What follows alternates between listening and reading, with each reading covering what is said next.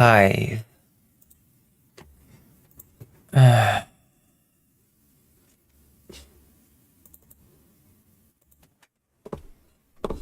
What the hell?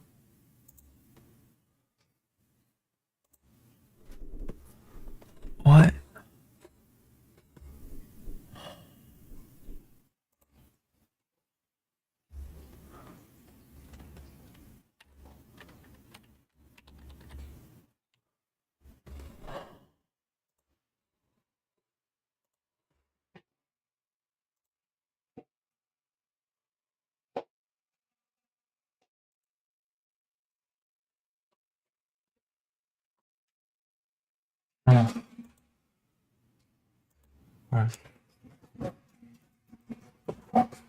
Faido.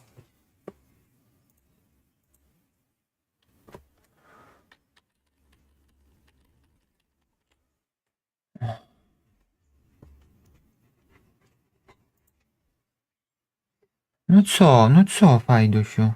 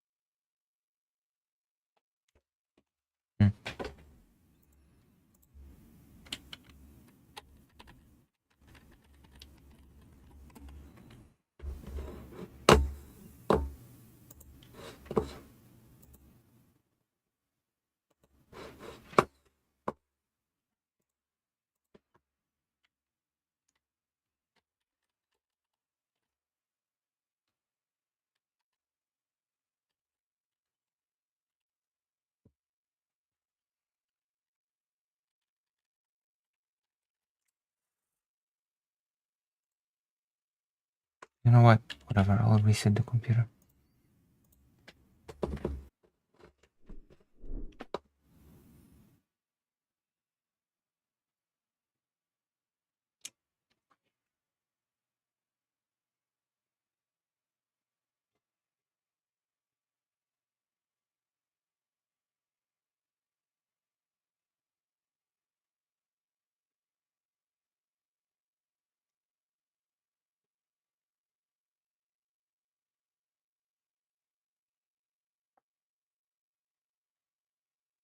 Apartment and died in their sleep, I believe. Hey, like she's...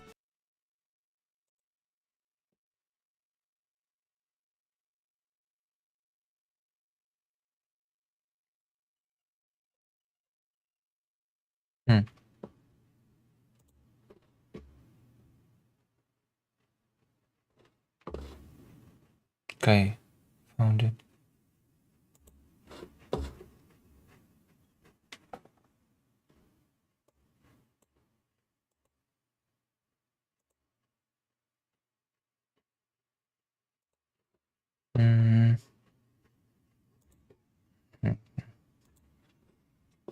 All right.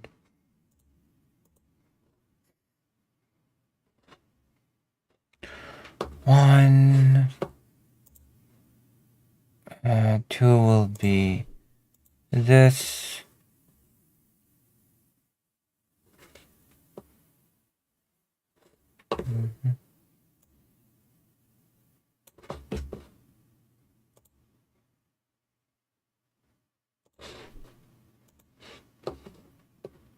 All right.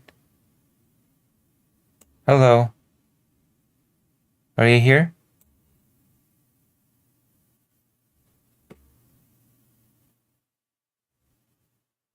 Anybody here? Anybody still here? Anybody still excited to hear me talk about Coca-Cola? That's right. We're gonna start by Trump's biggest success. Okay? Trump's biggest success during this presidency. It's Coca-Cola. Apparently. Yeah. Do you like Coca-Cola? I have Coca-Cola here. Okay? I have some Coca-Cola right here. Coke. It's very topical related.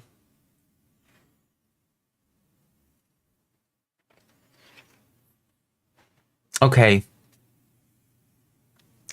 Oh my god, I returned from Ukraine and already my dog has damaged my glasses. Do you know what differentiates Coca-Cola in the United States from Coca-Cola everywhere else? If you're American, you'll be able to tell me right away, I bet.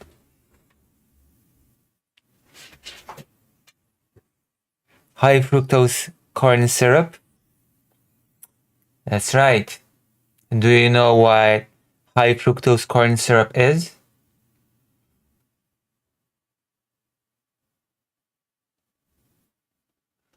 We're gonna actually look into it.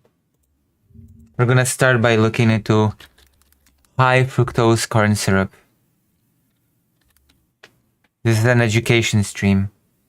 And since we're going to analyze Trump's biggest success,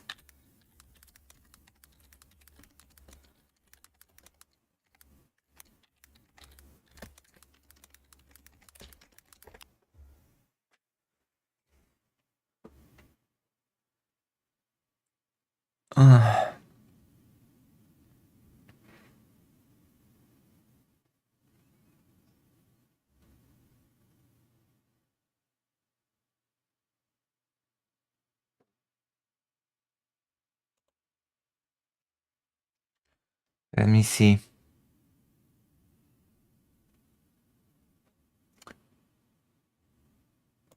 Alright. Because we're looking at a big food thing.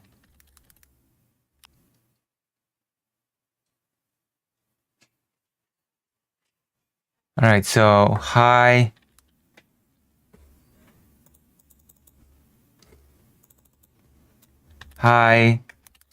fructose corn syrup. Wiki.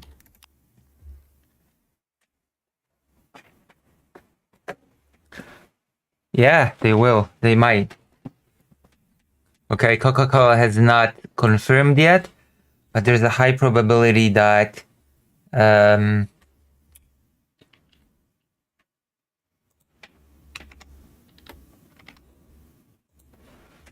it's coming back.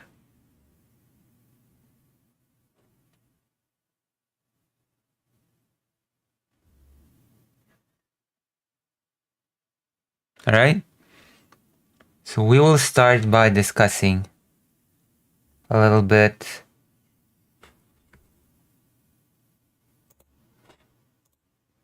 scene. I need to have the browser open. This is the most important topic of tonight. I am already fumbling it. I cannot believe myself. Cannot believe I'm already fumbling the most important topic of tonight.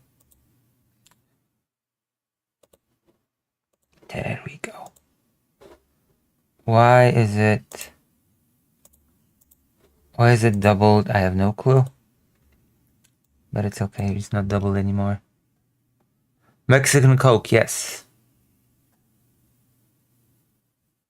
So, high fructose corn syrup, also known as glucose fructose syrup, and isoglucose, is a sweetener made from corn starch. As in the production of conventional corn syrup, the starch is broken down into glucose and enzymes. In the United States, HFCS is among the sweeteners that have mostly replaced sucrose, table sugar, in food industry. Factors contributing to the increased use of HFCS in food manufacturing include production quotas of domestic sugar, import tariffs on foreign sugar, and subsidies of US corn, raising the price of sucrose and reducing that of HFCS, creating a manufacturing cost advantage among sweetener applications. In spite of having 10% greater fructose content, the relative sweetness of HFCS 55, used most commonly in soft drinks, is comparable to that of sucrose. HFCS provides advantages in food and beverage manufacturing, such as simplicity of formulation, stability, and enabling processing efficiencies.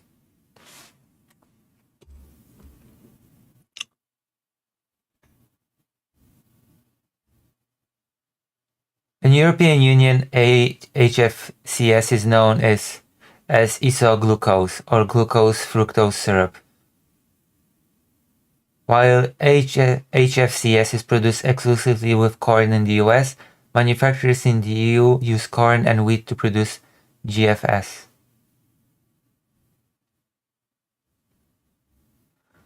Use of GFS in soft drink is limited in the EU because manufacturers do not have a sufficient supply of GFS containing at least 42% fructose content. As a result, soft drinks are primarily sweetened by sucrose, which has a 50% fructose content.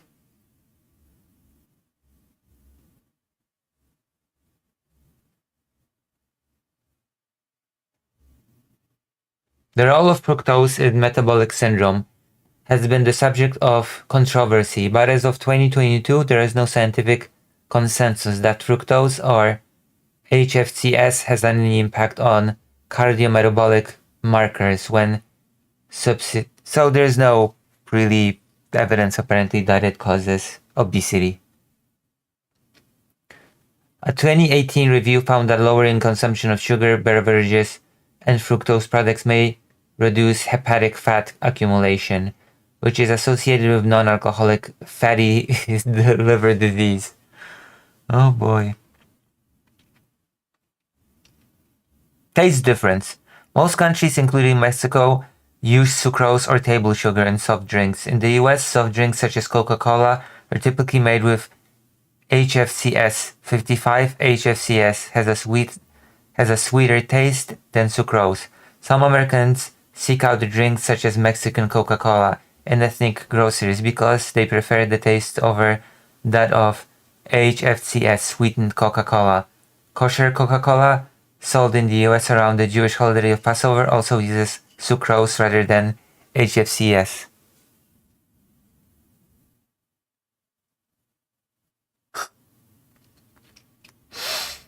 So there you go. That is what it is. It seems like the main difference between this and sugar is taste. That is, it seems, the main difference. But we still have to talk about it because it still is Trump's biggest victory. Well, we'll see if Coca-Cola will comply, but it is still Trump's biggest announced victory, okay? Just as Trump has many beautiful and wonderful talks with Vladimir Putin, it seems like Donald Trump has had a big, beautiful conversation with Coca-Cola.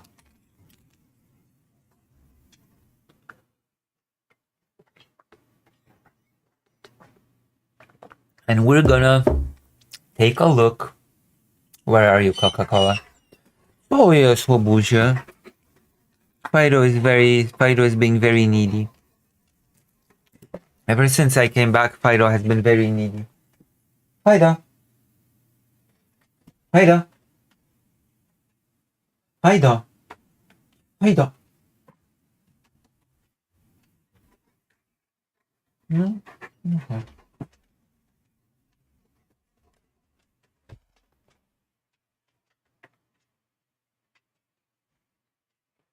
All right. There we go. You see this? Trump says Coca-Cola will use real sugar in its US flagship drink. The company isn't confirming that. So there you go. Trump demands real sugar, and Coca-Cola has not confirmed or denied that it will comply with Trump's request for I guess, authentic Coca-Cola.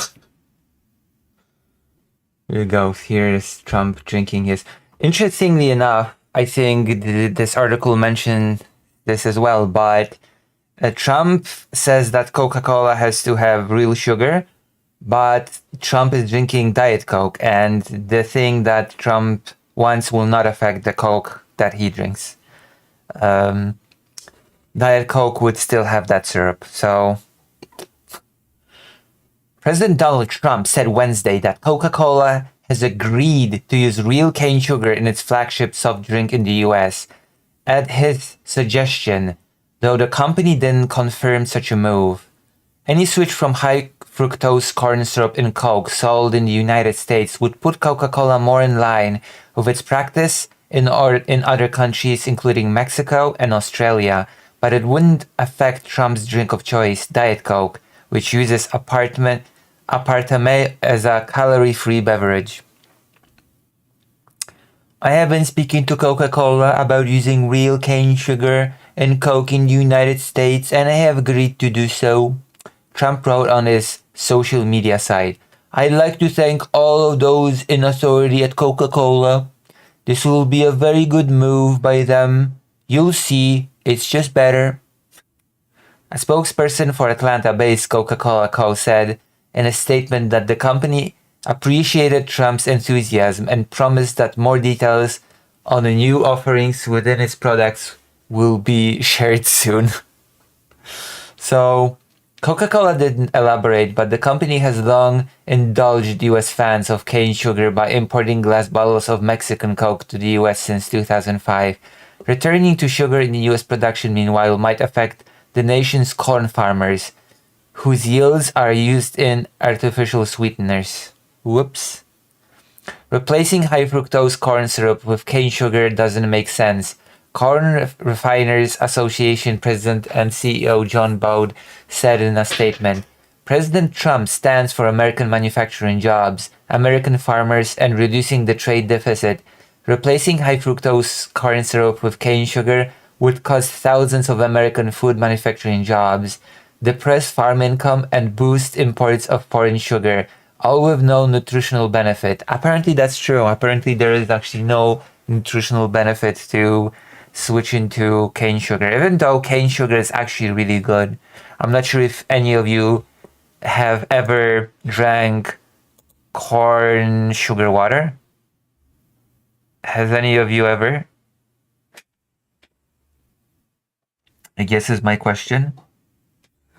Has any of you tasted the glorious cane sugar water? I'm gonna show you. I've tasted it in Vietnam. You basically just squeeze it directly out of the sugar canes, and that alone on its own is delicious. I'm not sure if you could drink that corn syrup on its own and if it would be delicious, but I assure you sugar and cane water is actually very delicious on its own. It's lemonade-y a bit, I guess. It's hard to describe, but it's very good.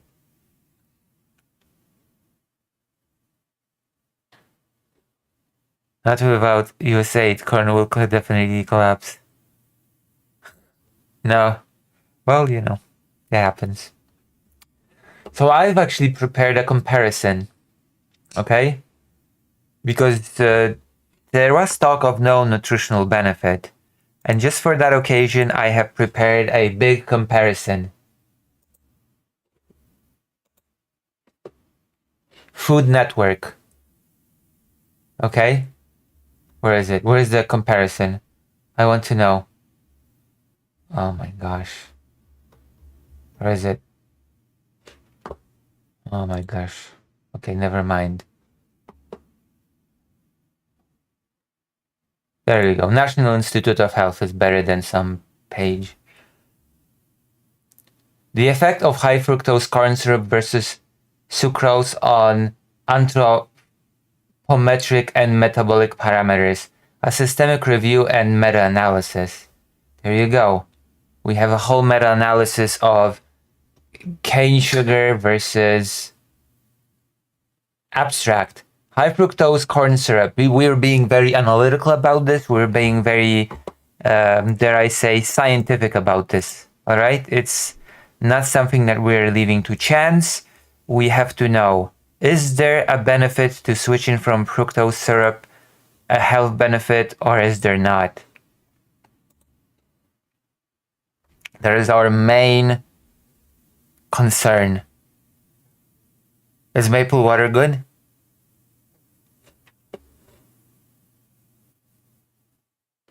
Okay. High fructose corn syrup has been speculated to have stronger negative metabolic effects than sucrose. However, given the currently equivocality in the field, the aim of the present study was to determine the impacts of HFCS use compared to sucrose on anthropometric and metabolic parameters. We searched PubMed, Scopus, Cochrane, Central, and Web of Sciences from database inception to May 2022. A random effects model and the generic inverse variance method were applied to assess the overall effect size. Heterogeneity analysis was performed, blah blah blah blah blah. Okay, let's. Introduction. Per capita consumption of sugar in the world increased sharply in the 20th century, although reports suggest that this consumption has now leveled off. One, it is of concern that high levels of added sugars have negative effects on human health. Sweeteners can be divided into two groups, nutritional and non-nutritional, where nutritional sweeteners contain monosaccharides, fructose and galactose, disaccharides, sucrose, maltose, and maize-based sweeteners. Any polyols, sugar alcohol, that produce energy. On the other hand, non-nutritional sweeteners such as acesuflame, K, aspartame, neotame, saccharin, and sucralose do not contain sweet calories. Yes. Saccharose is a sweetener and well-used ingredient in the food industry. However, can cause harmful health problems. Glucose, fructose, and sucrose are natural nutrient sweeteners, where sucrose consists of a glucose molecule that is linked to a fructose molecule. High fructose corn syrup is a mixture of glucose and free fructose. The wide distribution of hexokinase enzymes, which are essential for the production of glucose 6-phosphate and glycolytin enzymes, means that glucose is metabolized by all cells of the organism. Fructose, on the other hand, is not so readily phosphorylated by the hexokinases and is metabolized exclusively in the intestine, liver, and kidney. Glucose metabolism is regulated by the insulin after a meal, whilst after consuming a fructose-only diet, the bulk enters in the intestine and the liver, while a markedly longer transit time than glucose. Up to 20% of fructose may be stored as heptic glycogen, and a large part is converted to LDL, VLDL. Furthermore, energy efficiency from fructose metabolism is lower than glucose, where at lower intake, fructose stimulates the metabolic pathway of hepatic novolipid. There you go, see? See? It all makes sense. Production, more than glucose does. However, this pathway plays only a minor role in the total exertion of fructose. It's a long. Okay, let me just go to results, okay? Results. Details the flow chart of our systemic search in our comprehensive search of PubMed, Scopus, and all those other organizations. um,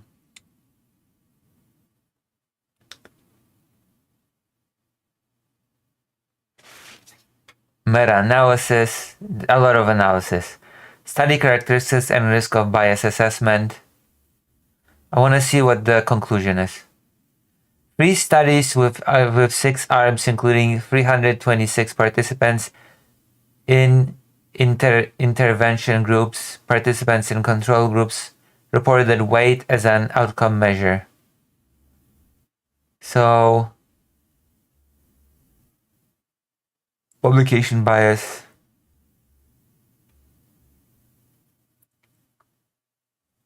Numerous empirical evidence has indicated that sugars, particularly HFCS and sucrose, can affect various autoprometric and metabolic parameters. However, it remains debatable whether the effects of HFCS and sucrose are of equal magnitude. Some studies have demonstrated that consumption of HFCS and sucrose elicited comparable effects, while some other reports noted a marked difference between the two sugars.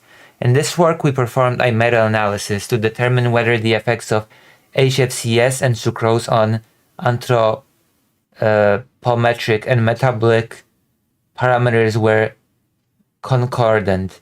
We found that HFCS was significantly associated with an increased CRP level compared to sucrose. However, we observed no difference between HFCS and sucrose in terms of their effects on weight, WC, BMI, fat mass, SPB, DBP, FBS, TG, LDL, HDL, and TC. CRP is a biomarker for inflammation, and several previous investigations have shown that fructose-containing sweeteners such as HFCS and sucrose can include the inflammatory process, induce an inflammatory process.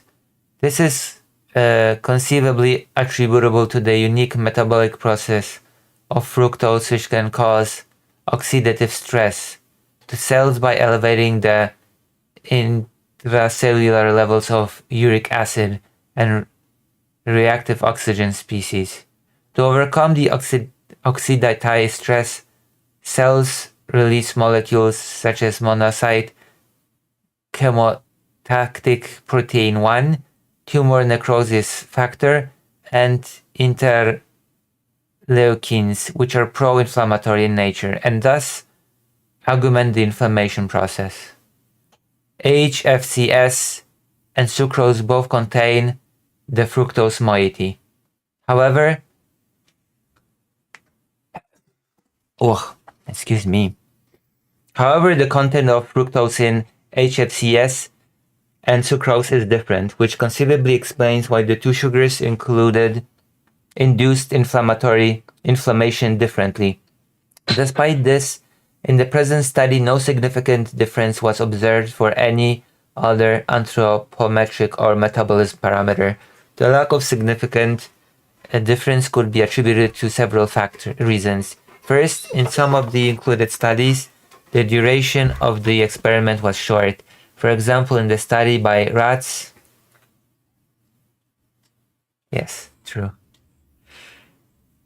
The participants consumed the sugars for only 2 weeks. This duration is likely insufficient for significant weight changes to be manifest. In addition, compliance with the prescribed sugars was generally obtained through self-reported information from the participants, which could cause validity and bias issues. Moreover, the studies generally derived the sugars through milk or other foods, which contain other nutrients such as vitamin D and calcium. These nutrients can affect several metabolic parameters. For example, vitamin D has been shown to alter cholesterol levels, especially LDL. On the other hand, calcium supplementation is known to reduce blood pressure. The presence of these nutrients in the foods used to deliver the sugars could act as confounders for our analysis. Therefore, the findings should be interpreted with caution. Notwithstanding, they should have been fed soda. Okay, they all should have been just, they should have been just fed 2 types of cola. That would have made the experiment perfect, okay? No confounding variables. No nutrients. Notwithstanding, the amount of concentration of the sugars consumed were different across the included studies. Hence, it is conceivable that the effects elicited by the sugars were masked by studies which examined the lower concentration of the sugars. There are a number of strengths and limitations of the present study. Oh, okay. So we don't know. We don't really know. Conclusion. In conclusion, analysis of data from the literature suggests that HFCS is associated with a higher level of CRP compared to sucrose, and that little differences exist in other anthropometric and metabolic parameters. Nonetheless, considering the limitations of the study, careful interpretation of the results is warranted. Further studies are needed to address the limitations above, particularly related to gender-mediated differences. However, the present work successfully provided a reliable estimate of the effect and difference of HFCS and sucrose in a number of anthropometric and metabolic parameters. So there you have it.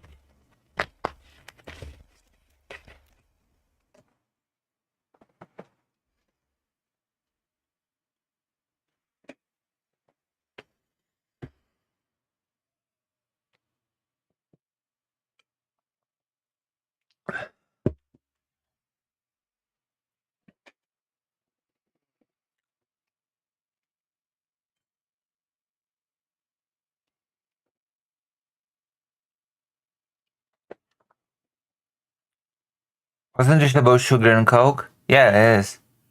It is. Okay. But this study is supposed to test whether or not the syrup is less healthy than sugar. And so far, we have no conclusive evidence, okay? So it feels like Trump just wants to screw over farmers. If there's no evidence that replacing the fructose syrup with sugarcane will have any health benefits, then I guess this is just Trump messing with the corn farmers. There's no, what am I supposed to say? Trump himself is such a fan of Diet Coke that he had a red button installed on the Resolute desk in the Oval Office that he can press to have a White House butler bring one in for him. Wait, what? That's a real thing? Trump has a special red button in the Oval Office to have Diet Coke brought to him? Why though? That is so messed up. That is so stupid, of course. Despite his fondness for Diet Coke, his relationship with the company hasn't always been sweet. In the series of posts in 2012, Trump suggested diet soda might be connected to weight gain before eventually writing, "The Coca-Cola company is not happy with me. That's okay. I'll still keep drinking that garbage." What the fuck? Oh my god.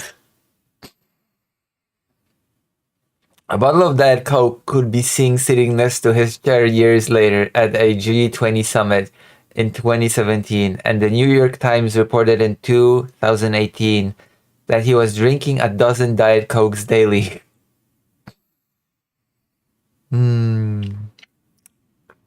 Don't worry, I'll keep drinking that garbo. So that's the news. That's the most important segment of tonight, okay? The most important news. No co, Fajdo. Chodź, Fajdo. Fajdusiu. Fajdo. Fajdo. Fajdo. Fajdo. He's staring into nothing.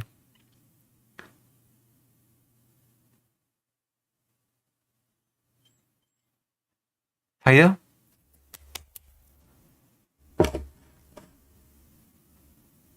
Welcome back. Thank you, Conrad. But Fido is unhappy with something, and I don't know what it is. Fido. So yes, the news is Trump wants a sugar cane and Coca-Cola in the US. I have no clue why. He just says that it's better, and it's very weird because things will not change for Trump. It won't affect the Coke that he drinks, Diet Coke, but he still says that it's better and that the US needs to change in that regard, which there is no real proof that it'll be beneficial in any way, and it'll just screw over corn farmers. So there you go. That is the gist of it. Also, I want to show you... On the last day of term. Not this. This is not what I want to show you. Eagle. Where is it? I want to show you the cane water. There you go. Sugar cane juice in Vietnam. Because you were very curious about it. And so I want to show you. It's the end of this beautiful segment. Big, beautiful segment. I want to show you how sugar cane water is made. Because this is what you're gonna have in your Coke soon if Coca-Cola folds to Trump's whims.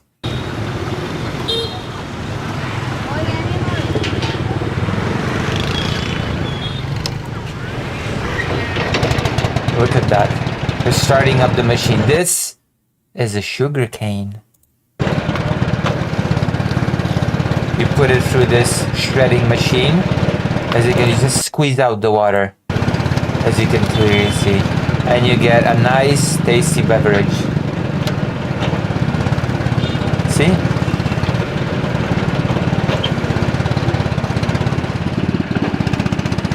It's getting squeezed out here. It takes a while.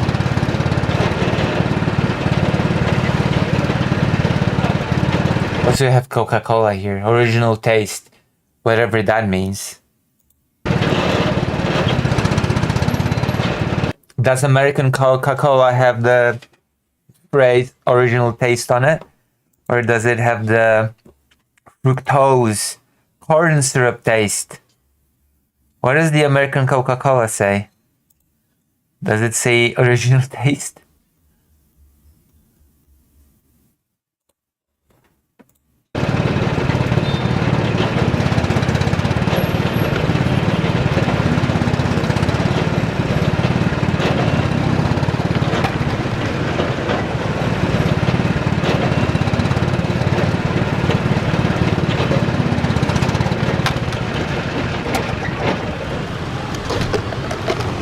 Look at this ice.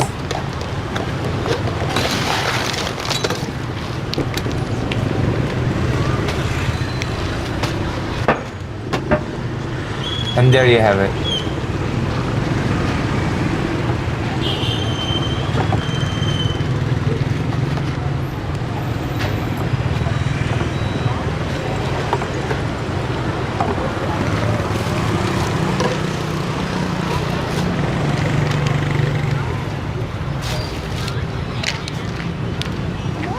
Voila. It's funny. Huawei. It's funny how it tastes so different in different countries. I remember some telling me it's absolutely bad in Norway. Maybe it doesn't use real sugar in Norway. Maybe it also uses the syrup. I don't know. We would have to investigate what it uses in Norway. But yes, how do you like the first news of tonight? How are you? Have I set the tone for this stream with the news about Coca-Cola? Have I managed to make a good impression? No? What do you mean no? You just came here at the end. You have no say in this. Also like the stream. You don't get to have a say when you've arrived at the end of the segment.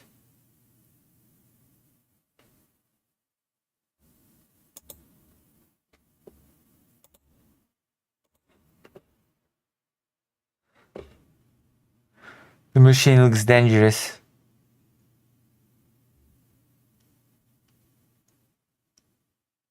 Are you not happy? Are you not happy about farmers being screwed over? Apparently, mostly. Oh yeah, speaking. Oh, where do I go from here? Where do I even go from here? We have a few options actually.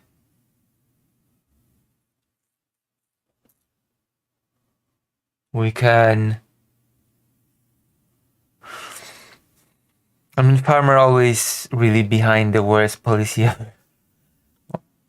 When haven't they been screwed over by the current administration? I don't know. It doesn't mean that they have to be screwed over more and more and more. There you go. We're gonna talk about Epstein. That's right, I'm gonna call it Epstein, not Epstein, Epstein, okay? We're gonna be talking about it in a more German way. Is that okay? So you know that there's been this whole thing about the Epstein list, how Trump has been trying his bestest to sweep it under the rug, sweep it under the table. Or is it Trump? Trump slams his own supporters as stupid people for falling for what he calls the Epstein hoax. Epstein hoax. Bill Clinton made a list of pedophiles in which he put himself. I mean,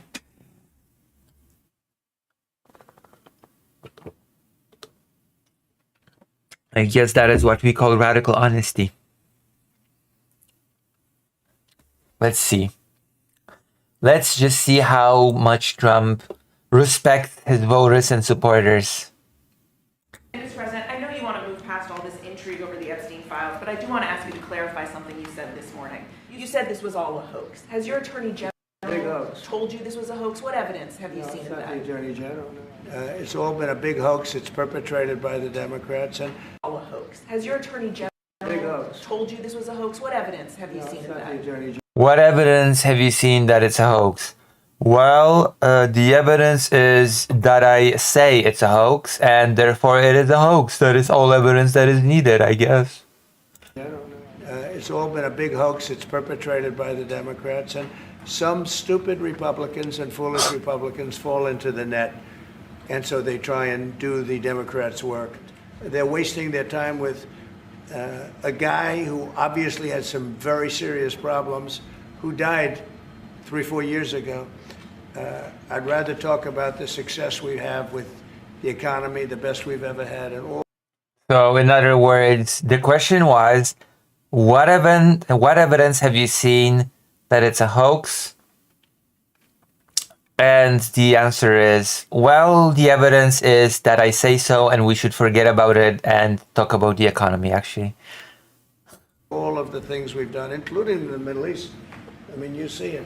Instead, they want to talk about the Epstein hoax. And the sad part is it's people that are really doing the Democrats' work. They're stupid people. The animal you should be talking about is the auto pen, because I think it's the biggest scandal, one of them in American history. Will you ask Attorney General Pam Bondi to release more documents to finally put this controversy to bed? You know, whatever's credible, she can release. If a document Whatever's credible. This is actually key. So whatever we like, whatever we approve can be released. Anything else is just not credible enough to release. It's simple as that. Also, it's a hoax. So why would you want to look into something that's basically a hoax? document is credible, if a document's there that is credible, she can. And for the record, the answer to the previous question is there is no evidence. If there was any evidence, he would have presented it. But he dodged the question, so there is no evidence. Release. I think it's good, but it's just a subject. He's dead. He's gone, and all it is the Republicans. Certain Republicans got duped by the Democrats, and they're following a Democrat playbook, and no different than Russia, and all the other hoaxes. Holding people accountable is such a hoax. Hello, Maya Mayor. They're started by the Democrats, and some Republicans, in this case I was surprised, but they got duped. So there you go. There we have it. I think there's also a Truth Social by Trump somewhere here. I have it. There you go. I've been so focused on the sugar that... Where is it? Where is my little Trump thing? There you go. The radical left Democrats have hit pay dirt again. Just like with the fake and fully discredited Steele dossier, the lying 51 intelligence agents, the laptop from hell, which the Dems swore had come from Russia. No, it came from Hunter Biden's bathroom. And even the Russia scam itself, a totally fake and made up story, used in order to hide crooked Hillary Clinton's big loss in the 2016 presidential election. These scams and hoaxes are all the Democrats are good at. It's all they have. You're no good at governing, no good at policy, and no good at picking winning candidates. Also, unlike Republicans, they stick together like glue. What? What is the shade that he throws at Republicans? He's saying that Republicans don't stick together like glue? The Republicans do not know how to stick together?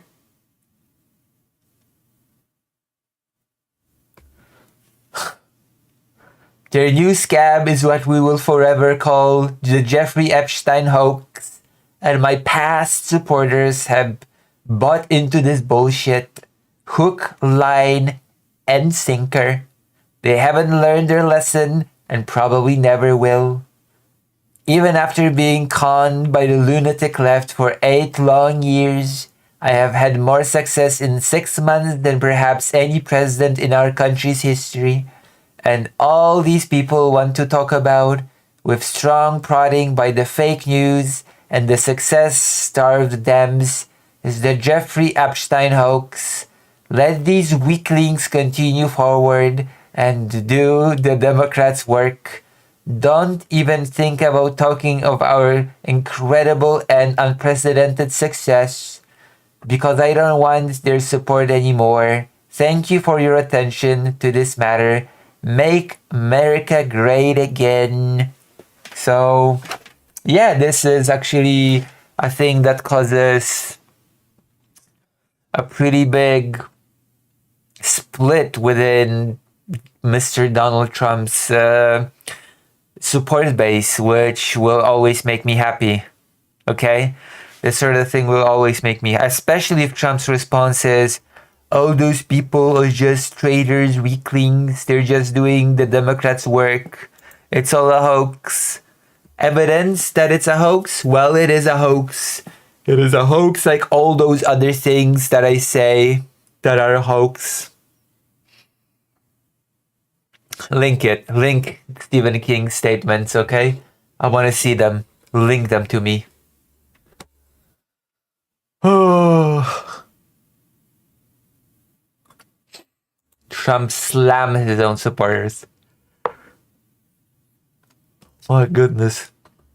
What a beautiful, beautiful. I haven't been talking about the Epstein files thing super much, but I find this very amusing.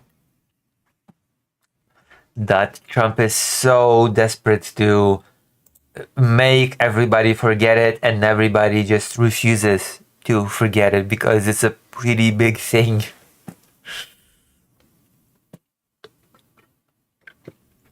In fact, before we get the Stephen King commentary, I want to take a look if there's anything that we can glimpse. This feels like something MAGA split over Epstein file.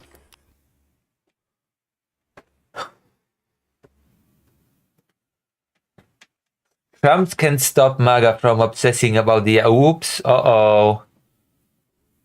Is there anything newer?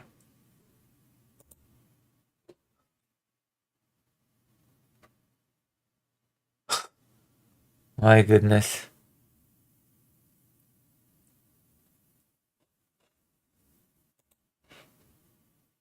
All right, let's see.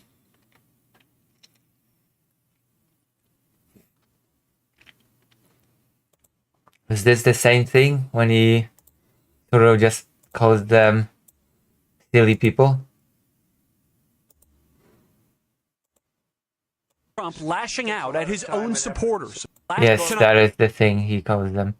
Donald Trump is once again angry, but this time his ire is directed at a new audience, his own MAGA supporters, which is very funny. I've seen, I think, Jon Stewart talk about this, commenting how now the MAGA crowd is sort of getting a taste of the medicine that everybody else has been having, because so far Trump has been nice to his base, but now they're getting some of his anger, and they're so shocked, so surprised. But everybody has been dealing with this for a while now, and now it all has been equalized. The new audience, his own MAGA supporters. In a blistering post on Truth Social on Wednesday morning, Trump continued to push his backers to stop talking about Jeffrey Epstein, an issue that has driven what appears to be one of the most significant rifts between him and the political movement he built. Weaklings. We read the post directly when he called his supporters weaklings. Trump later told reporters in the Oval Office that he had lost faith in certain people because they got duped by the Democrats on the issue, even though it was Republicans who primarily pushed for more on the Epstein files. Trump's message Wednesday was a significant escalation, reflecting that his supporters aren't all following his lead and adopting his message as they usually do. I wonder why not everybody would be just following Trump's lead on silencing a pedophile scandal. I wonder why. It's also left MAGA-aligned media at a loss of what to do. Torn between much of the base that continues to call for more documents related to Epstein, the late financier and convicted sex offender, and Trump, who insists they should drop the issue. This is a major problem and could hurt turnout in the midterms, said a Republican strategist familiar with Trump's political operation. I sure hope so. I sure hope that the Republican Party as a whole suffers from this. I hope that the MAGA movement suffers from this. And I hope that the Democrats can take advantage of this chip in the armor. Do you think they can? We'll see. It signals betrayal to those who believed the president would expose the deep state. His team made promises, then doubled down. For the base that believes the deep state is real and that Epstein was part of it, this feels like the ultimate knife in the back, the person added. The White House did not immediately return a request for comment. No comment. MAGA media in a bind. Also, link me the Stephen King. Do it now. Link me the Stephen King. I want to see. I want to see the Stephen King. The trouble in moving on from the Epstein is reflected in MAGA-friendly media. The major MAGA media figures have built huge audiences by backing Trump, no matter the policy shift or controversy. When Trump needs cover with his political base, those figures have been a reliable go to help get his supporters back on message. Where did you link it? I don't see it in the chat. Unless you've linked it to... Oh, you linked it on the Discord. Okay. We're gonna take a look. Alright, I'm gonna check it out in a moment. Charlie Kirk, a vocal Trump supporter and founder of the influential Turning Points USA, on Monday said he was done talking about the issue. Honestly, I'm done talking about Epstein for the time being, Kirk told his large audience. I'm going to trust my friends in the administration. I'm going to trust my friends in the government to do what needs to be done. Solve it. Balls in their hands. Balls in their hands is such a weird saying. Like, I understand balls in your court. That sort of makes sense to me. But the balls in your hands, that just sounds inappropriate to me. Okay. One day later, he said an assertion that he was no longer talking about Epstein at all is fake news. What he meant, Kirk explained Tuesday, was that he was done talking about Epstein that day. What? Really? Really, dude? Really? You know what? I'm done talking about this topic. I'm done with this topic. Actually, what I meant was that I was done. I was done with this topic for that specific day, for that specific segment. Oh, okay. That's the copiest cope that I have ever seen in my life, I think. Yes. He was done talking about Epstein at that day. He pointed to the portion of his remarks in which he said, for the time being, which he falsely claimed media outlets ignored. Yeah, for the time being means for today, apparently, okay? I'm done talking about this for the time being. Okay, time being is over. I'm back to talking about it. I never said I would not be talking about it. This is so stupid. But whatever. Again, no one covered the Texan part of the statement, Kirk said. No one covered it. The thing has like 10 million viewers on social media. Last week, the Justice Department released a 2-page memo saying that after an exhaustive review, officials had determined there is no evidence of an incriminating client list. MAGA outrage swiftly targeted Attorney General Pam Bondi, who had indicated during a Fox News interview in February that she had Epstein's client list on my desk at that very moment. I guess MAGA is not a very coordinated movement if this is the kind of mess that it ends up being in. Trump says he doesn't understand interest in Epstein's case. Mr. President, I know you've urged people to move on, but I'm curious, why do you think your supporters in particular have been so interested in the Epstein story and so upset about how it's been handled? Why do you think that is? Why they would be so interested? He's dead for a long time. He was never a big factor in terms of life. I think that Epstein has been a pretty big factor in the lives of quite a few people, actually, especially his victims. No, I think that Epstein has been a pretty big factor in the lives of his victims. But who cares about those, right? Who cares about his victims? Who cares about justice? Who cares about anything, really? Nothing matters. He's dead, so that means that truth doesn't matter anymore. That makes perfect sense to me. Understand what the interest or what the fascination. When a perpetrator of a crime dies, the crime basically dies with the perpetrator. Nobody should ever discuss the crime ever again, and it should all be just forgotten about, because that makes perfect sense, right?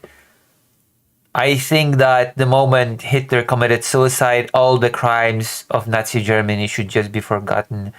Why are you still talking about the history of World War II and Nazi Germany? Hitler has been dead for so long, god damn it. I really don't.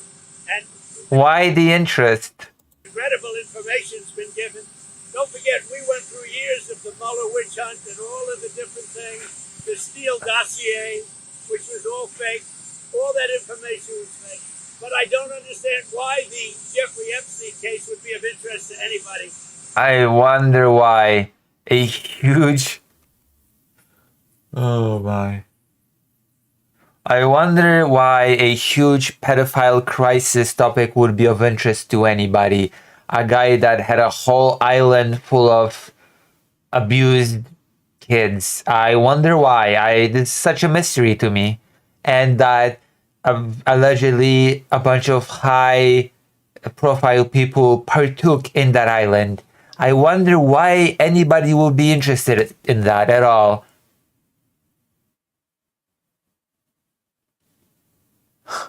Trump telling MAGA that Epstein was a hoax would be like the Catholic Church saying Jesus' resurrection was a hoax.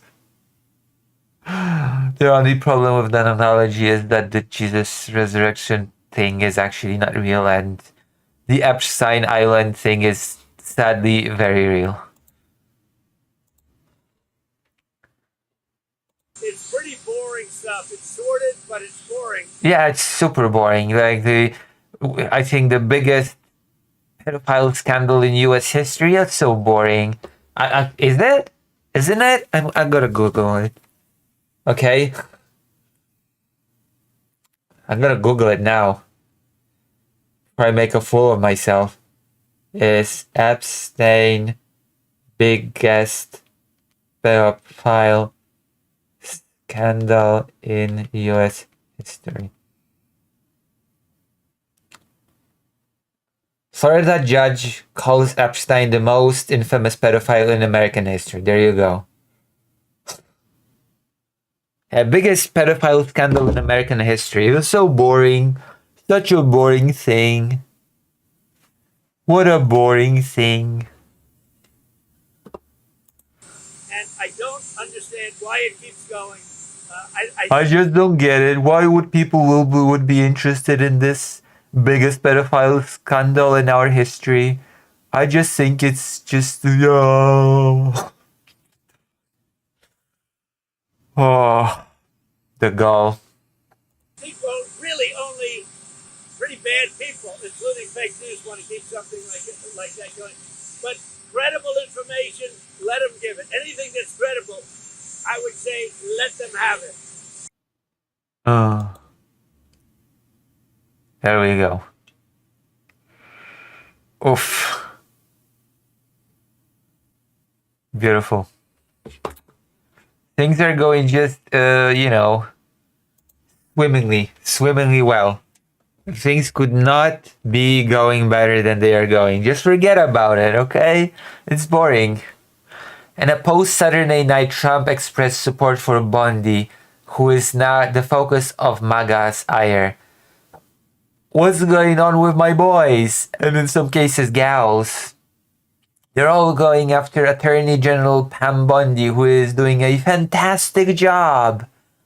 Fox News, still the biggest presence in the country's conservative media, has all but abandoned talking about Epstein, even though it had long provided significant coverage of the issue. A Fox News spokesperson did not return a request for comment. I wonder why. I wonder why Fox News would suddenly stop talking about it when Trump told please, or rather, stop talking about it. On Tuesday, prominent conservative commentator Dinesh D'Souza, who relentlessly spread misinformation that the 2020 election was stolen from Trump, said he was no longer going to talk about the Epstein files, and it's time to move on from the biggest pedophile scandal in US history. Because nobody cares. Nobody cares who partook. Nobody cares what happened. Nobody cares about those details. Just nobody. Let's move on. But in what represents a new wrinkle in MAGA media, other conservative media personalities are continuing to press the issue, a sign that Epstein's scandal has a different level of staying power than past Trump MAGA dust-ups.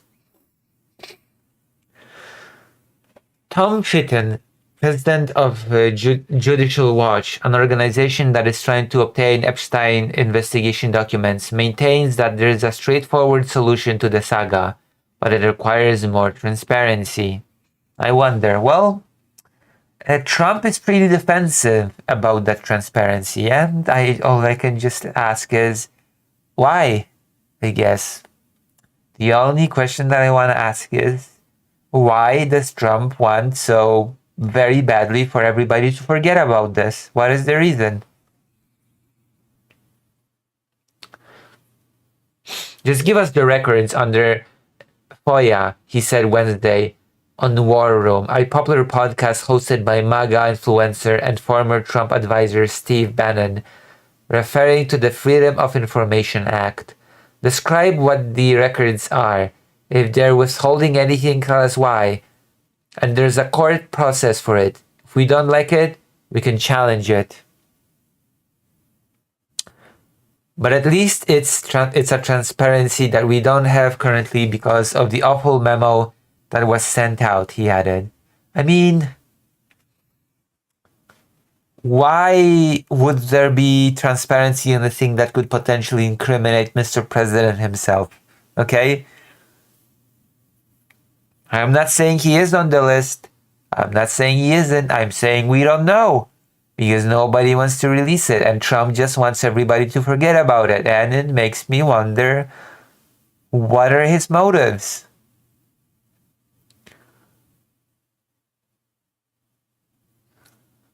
No. So let's continue. Okay. Megyn Kelly, high-profile conservative commentator and Trump supporter, agreed. There are some right-wing pundits online now who are saying no one cares about Jeffrey Epstein, she said on her show Tuesday. And that's just not true. Yeah, wow, what a shocker. What a shocker that people care about, once again, I will repeat it, the biggest pedophile scandal in US history. Why would people care about that? You know, oh my God, oh, think of the kids, boo-hoo. Think of the kids. Kelly was at a Kirk-hosted conference over the weekend in Tampa, Florida, where she spent most of her time on stage focused on Epstein and trashing Bundy. Newsmax, a conservative TV network, has also continued to focus on the issue. I like that the cracks are starting to show. This is a big moment for the Democrats to get their crap together, to get their shit together, and to, you know, push this, to sort of take advantage, you know, to win over some electorate. Go, Democrats, do it. Take advantage of this weakness. Okay? I hope you can.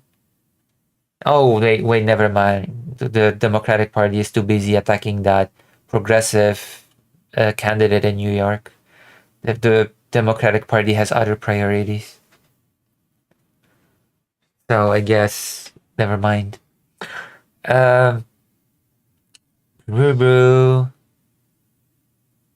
Hammering Bundy's role even after Trump has publicly supported her.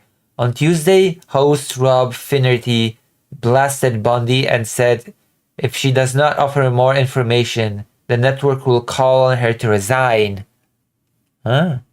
That's interesting. Either the people Donald Trump appointed to get to the truth are actively covering up a child sex ring and know they are doing it, and in the process of doing it, they are protecting very powerful, very wealthy people, or Pam Bundy very simply and very plainly overpromised, then underdelivered, he said.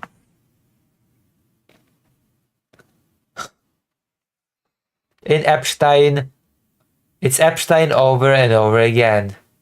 Trump's message over the years has been inconsistent on Epstein, who was accused of running a sex trafficking network. Trump called him a terrific guy in 2002, but said in 2019 that they had a falling out a long time ago. He has insisted that he had no knowledge of what Epstein was doing. I mean, then again, what sort of response would you expect? What was the alternative for the response? What was he supposed to say? Oh yeah, of course I had knowledge of what he was doing, or I took part, I guess. Was he supposed to say that? Of course he would say he had no knowledge.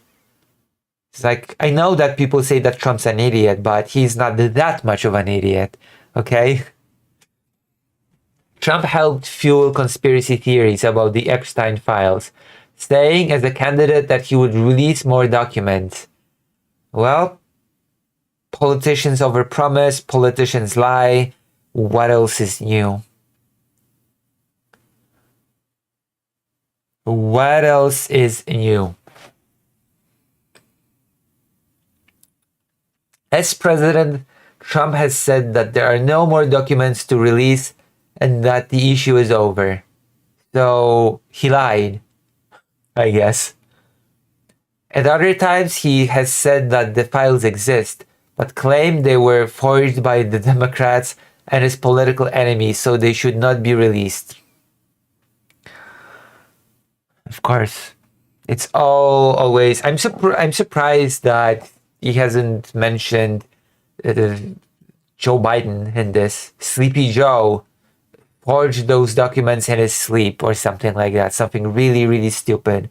Sleepy Joe did it together with Crooked Hillary and Obama.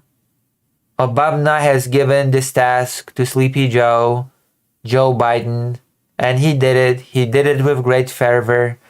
The fervor, the likes of which you have never seen in the history of the world. It's disgusting and awful.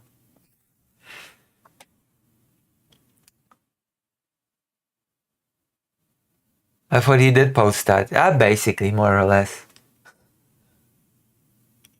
And his political enemies, so they should not be released. For years, it's Epstein over and over again. Why are we giving publicity to files written by Obama, Crooked Hillary, former FBI Director James Comey, former CIA Director John Brennan, and the losers and criminals of the Biden administration? Trump posted on Truth Social on Saturday night, blaming the files on Democrats. See, he did not mention Joe Biden. I guess for the first time in forever, Joe Biden is off the hook. Okay?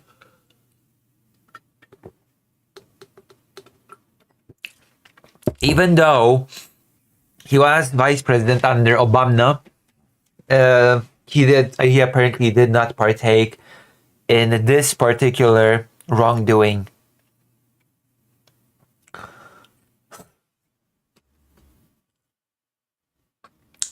Fanning the flames of the Epstein files helped Trump build his base, but now that he has pulled the rug out from under its feet, it is proving to be a challenge for a president who famously said that essentially nothing could make his loyal supporters leave him. Well,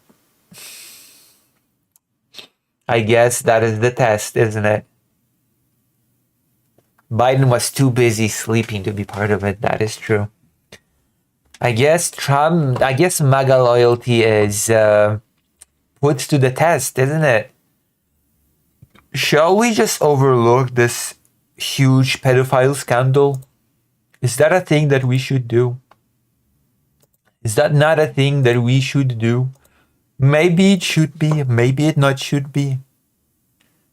This is so sad. That is very...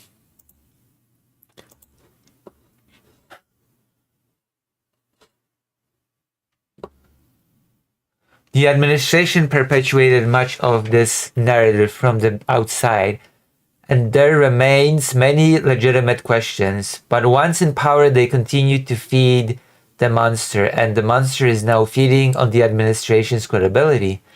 Trump famously said the base would not leave even if he shot someone on Fifth Avenue, but now the MAGA base is irate and incredulous. He can shoot straight on Epstein. Republican strategist Matthew Bartlett said. New tonight, the MAGA movement's push for public disclosure of the Justice Department's files on notorious sex offender Jeffrey Epstein now includes a high-profile Trump ally. I'm for transparency. House Speaker Mike Johnson. It's a very delicate subject, but we should put everything out there and let the people decide it. A push for damage control from the president's own daughter-in-law, Lara Trump.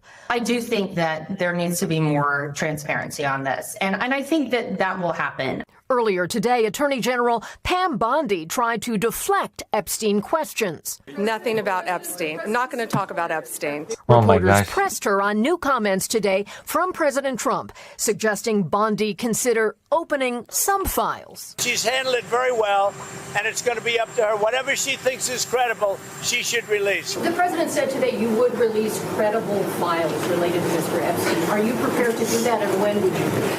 Our memo speaks for itself, and we'll get back to you on anything else. That DOJ memo said it found no incriminating client list, no credible evidence of blackmail, and therefore no further disclosure. There we go. That stunned some Trump supporters because she had said this in February when asked about a client list. It's sitting on my desk right now to review. Then her push to clarify. My response was, it's sitting on my desk to be reviewed, meaning the file along with the JFK, MLK files as well. That's what I meant by that. The controversy. That's a direct lie. She was asked about the list, and she said it is on my desk. You cannot just backtrack and say, "Oh, I actually meant something totally different." A political wildfire in MAGA world. Make some noise if you care about the Jeffrey Epstein scandal. Asked about these new calls for action, senior officials point to the president's own words, where he says it's up to Bondi to decide. One official telling me, we'll see what happens. Tom? Wonderful. Wonderful stuff. Of course, when Trump says it is up to person X to decide, he knows perfectly well he's talking about some loyal lapdog. So it's not really going to be them deciding. Whatever Trump says goes. That's the gist of it. We'll find out more in 2 weeks or 50 days or whatever. Compounding the problem Tuesday, some prominent House Republicans, including Speaker Mike Johnson, LA, pushed for more Epstein documents to be released in direct defiance of Trump. That is pretty gutsy of Mike Johnson. I did not see that coming from Mike Johnson. I am a little bit surprised. Johnson also said that Bondi needs to come forward and explain her contradictions on the issue, and that former Epstein associate Ghislaine Maxwell, who is currently in federal prison, should testify before Congress. I am for transparency, Johnson told conservative media personality Benny Johnson. It's a very delicate subject, but we should put everything out there and let the people decide. That is not going to happen, Mike. That is not happening, Mike.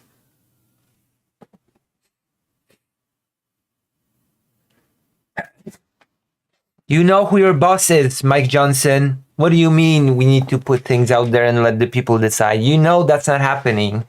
Wake up. Wake up, Michael. And smell the roses, okay? That's not happening. Not in your lifetime. Senator Josh Hawley, RMO, said he found it a little difficult to believe that the idea that the DOJ and the FBI, who prosecuted cases relating to this don't have any idea who Epstein's clients were. My view is make public everything you can make public.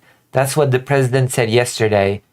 I think that that would be, they want my advice and they don't. But if the DOJ were asking for my advice, that's what I would say. Make it all public, he told NBC News on Wednesday. Well, those are just weaklings and traitors for the Democrats. They're working for the Democrats. Can't we just discuss the beautiful, amazing economy that Trump has created? Can't we just talk about that? Can't we just forget about all this inconvenient stuff?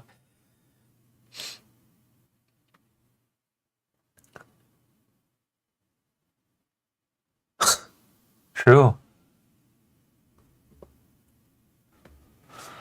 The MAGA political base had small fights and disagreements over the years, but nothing has consumed and divided it like the Epstein issue.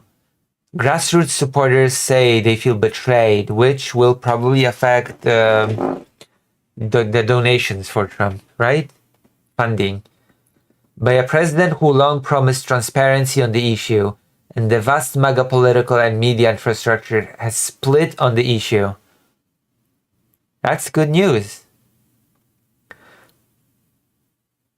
Giancarlo Sopo, who led Hispanic media for Trump's 2020 presidential campaign, said the president should ignore those voices at his own peril. I don't think he could just ignore this. I honestly don't think this will bite him. This is already biting him, trying to ignore this, trying to tell people, just forget about it. This is crazy. It's all Obama and crooked Hillary. And you know what? It's the Martians also.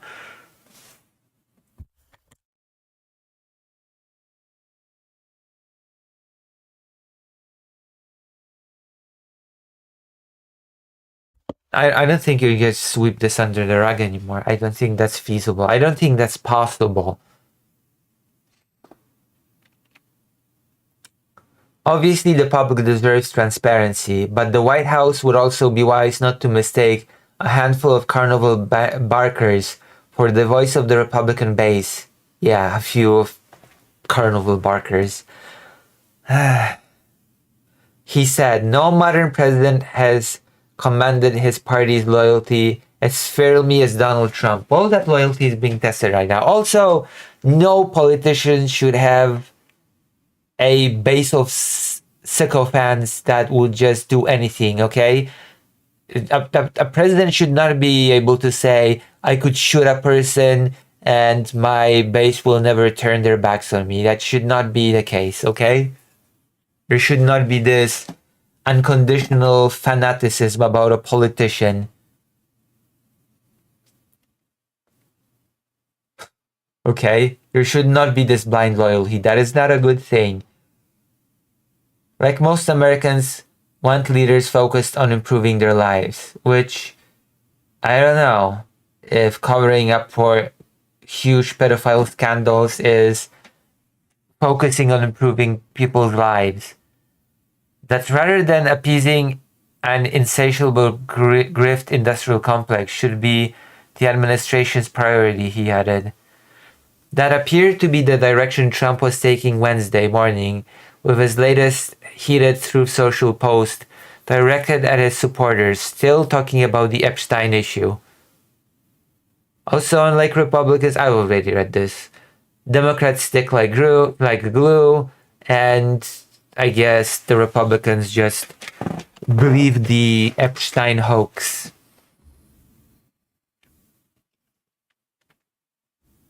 So there you have it.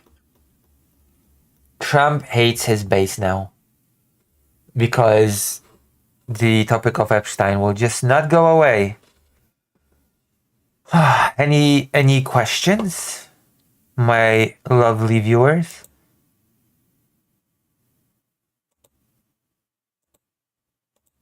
Any thoughts on this beautiful issue? If not, I'm gonna go to the toilet. And it's gonna be epic toilet time. Also, if you like what I do, I'm going to be going back to Ukraine in just a few days to continue work. And for that, I always need funding. I am e-begging right now.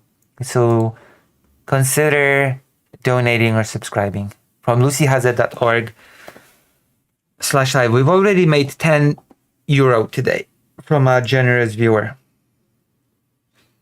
We have made beautiful we have made some money today. We have more important things to worry about than a massive pedo trafficking ring, like all these immigrants and people who want healthcare from the government. True. That is true. I don't think it's working right now. But you can lead by example and donate. Or you can go to my throne and donate for the purpose of the microphone, which I need for the next trip as well. I certainly need that for the next trip as well. I'll be right back. Don't go anywhere. In fact, invite your friends, family, and colleagues to this stream. I'm gonna pet Fido on the way to the toilet.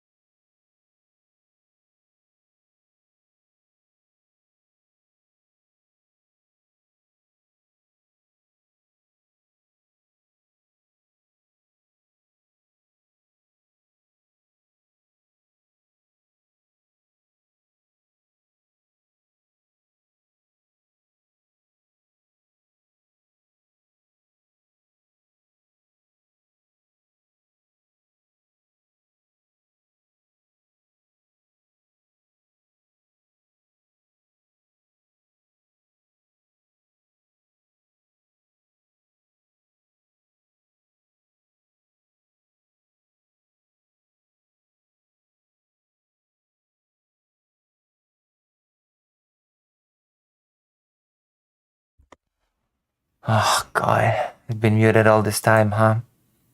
Do I have to repeat everything that I just said? Do I really have to repeat every brilliant thing that I've just said? Every brilliant detail? Do I have to? Do I really need to?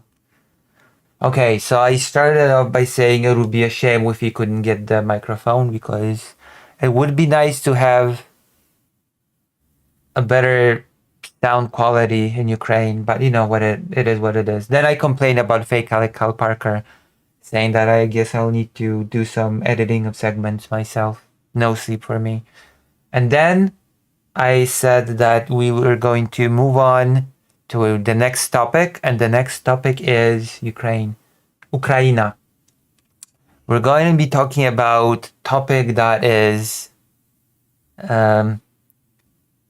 it's two topics, but it's also one topic. It's Trump's stance on Ukraine and Russia. One is the $10 billion deal. We've talked about it a bit. And then there's the 50-day. If you don't get a deal in 50 days, then I will do super hyper secondary tariffs, which in reality means secondary sanctions. That is the thing. And of course, it is giving Russia 50 days for absolutely no reason, but that's neither here nor there. Russia has actually given us a response. Russia has given us a reaction. But let's go calmly one by one. I had things prepared for this. There's a whole bunch of things about both the $10 billion deal as well as about the whole reaction to the 50. And yes, of course, in the midst of this, in the midst of the topic of the $10 billion deal, let's just create a timeline, okay? A sort of a timeline. Let's create a simplified little timeline so that we don't get confused, so that we don't get lost in all of this. I'm gonna put out something that's gonna act as a backdrop. We're looking now. Wrong thing. Not yet. Not yet. Not yet. This is it, I think.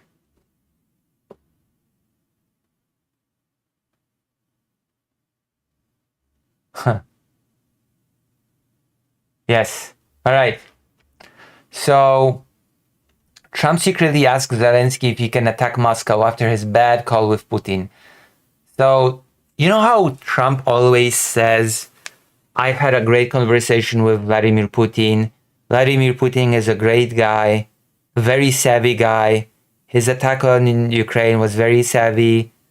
And when Ukrainian civilians were being bombed, Trump would say, I would have done the same thing to keep up the pressure. It's a negotiation thing. It's a deal thing. He's very savvy, very intelligent, very big boy. On occasion, Trump would say something like, Vladimir, stop. Well, it seems like Ukraine has had a huge ally all along, and that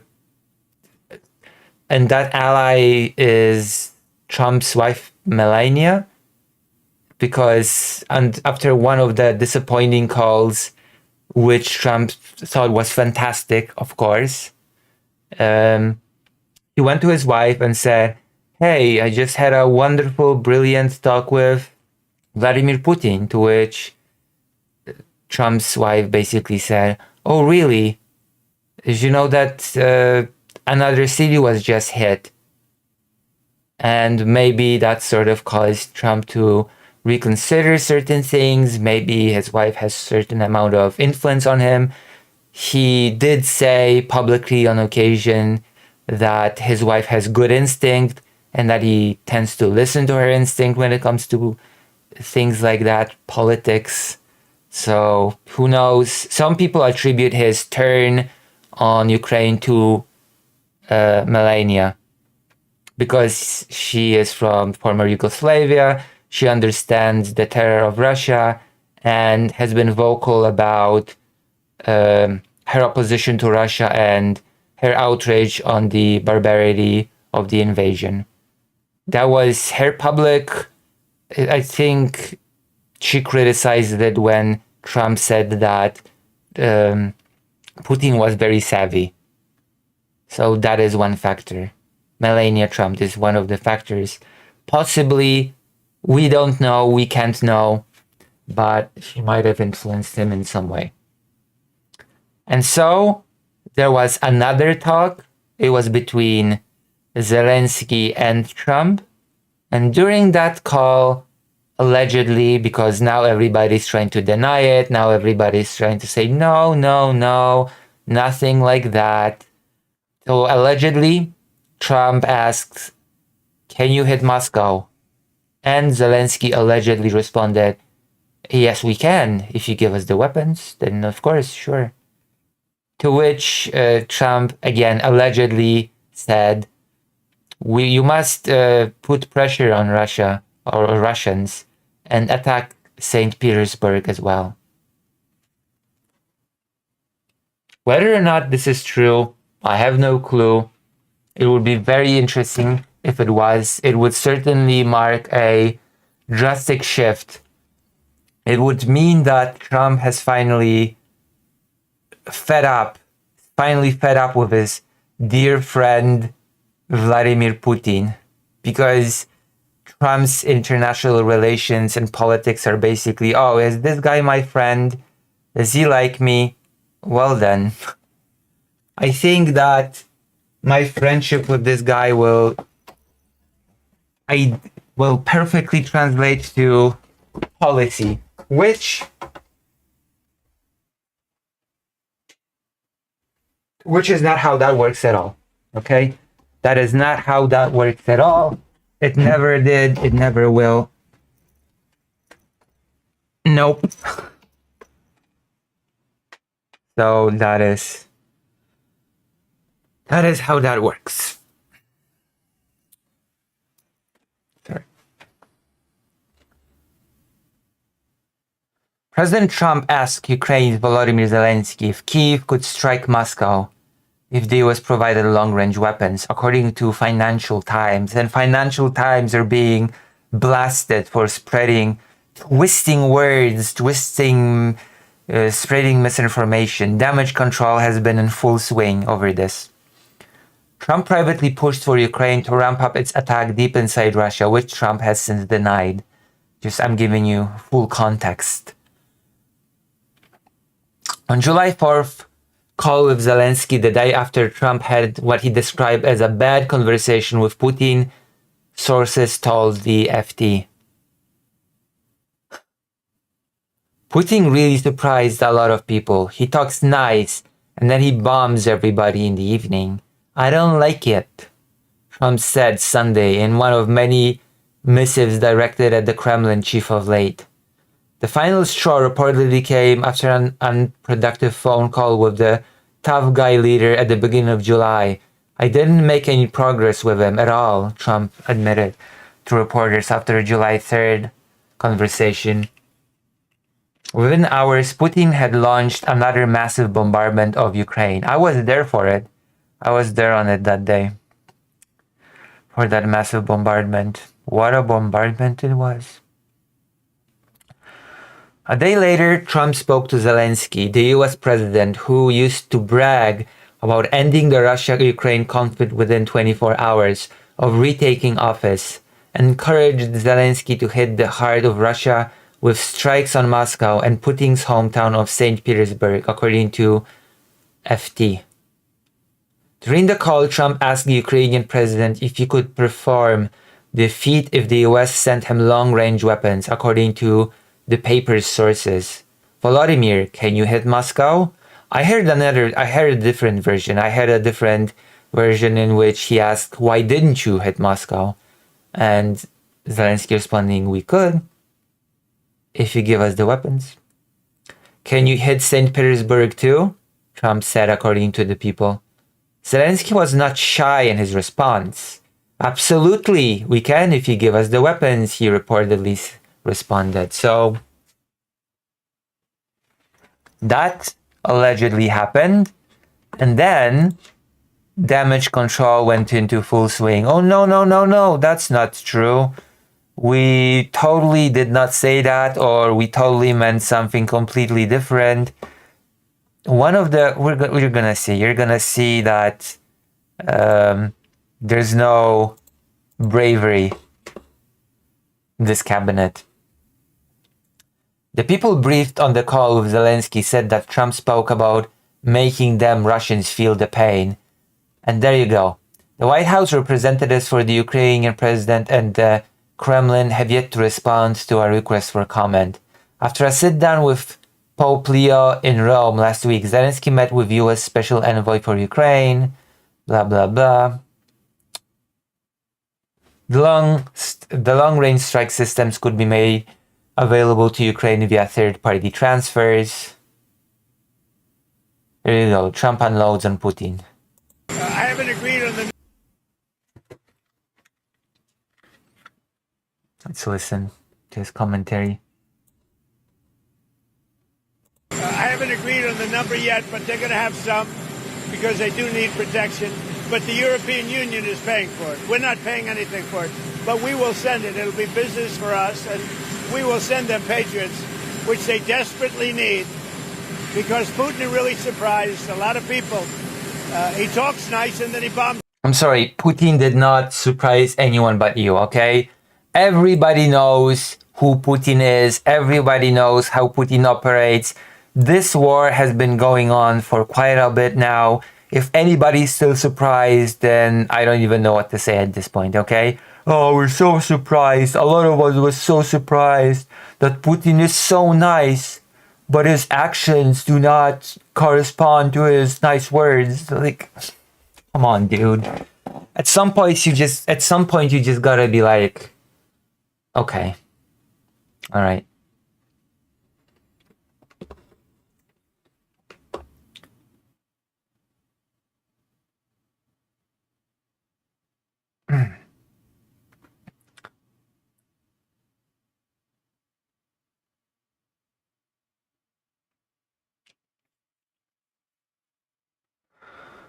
He said that NATO countries will foot the bill before transferring the equipment to Ukraine.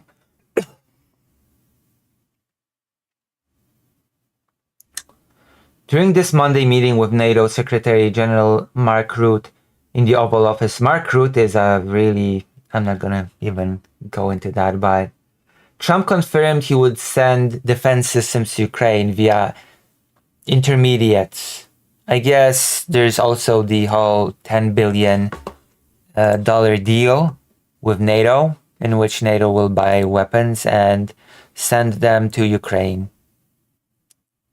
So that is Donald Trump on this, but that's actually not everything.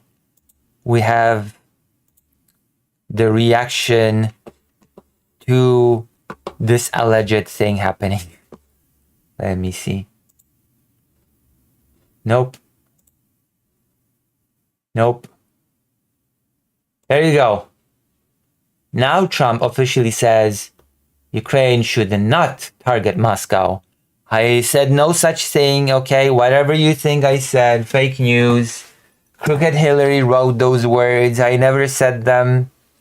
President Donald Trump said on Tuesday that Ukraine should not target Moscow with strikes after the Financial Times reported that Trump on 4th of July had privately encouraged Ukraine to escalate attacks on Russia.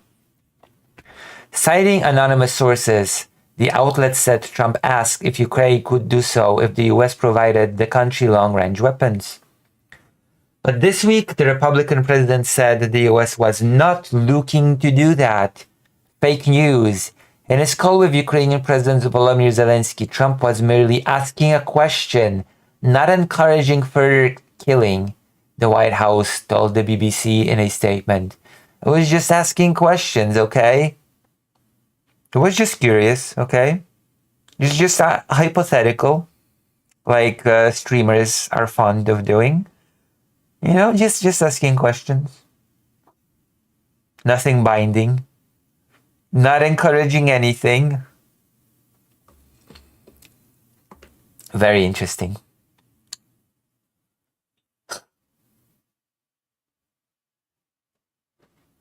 not our war. Trump threatens Russia. He's working tirelessly to stop the killing and end this war, continued Press Secretary Caroline Leavitt. Okay, if he's working tirelessly to stop the killing and end the war, then why would he ask such a question to begin with? Why would he ask, hey, if we give you the means to do this attack, would you do it? Why would he ask that if his goal is to stop the killing and all that crap? Why? What's the benefit of even asking that question? He knows the answer. It's a pretty rhetorical question, all things considered.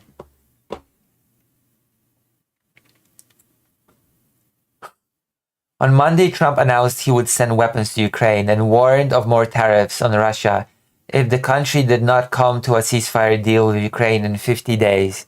And we will definitely come back to that because things are transpiring, things are moving forward. We're getting responses from Russia proper as well. Things are developing. This whole story is still developing, and we are seeing how it's happening in real time. The president said the US would impose 100% secondary tariffs targeting Russia's remaining trade partners if peace deal with Ukraine was not reached in that timeline, which is 400% less than was sort of promised in a bill, sanction bill, but whatever. Among the weapons involved in the latest deal, Trump said everything including defensive Patriot missiles, though the exact details are not yet known, which worries me. NATO Secretary General Mark Rutte said that the US, Europe, and Ukraine are still working through the details of the weapons agreed in the deal. In recent weeks, Russia has escalated its drone and missile attacks. There we go. Trump's question to Zelensky about whether the country could strike Moscow came a day after a bad call between the US president and Putin, according to the Financial Times. Ukraine has struck several targets deep inside Russia this year, with missiles provided by the US and the UK.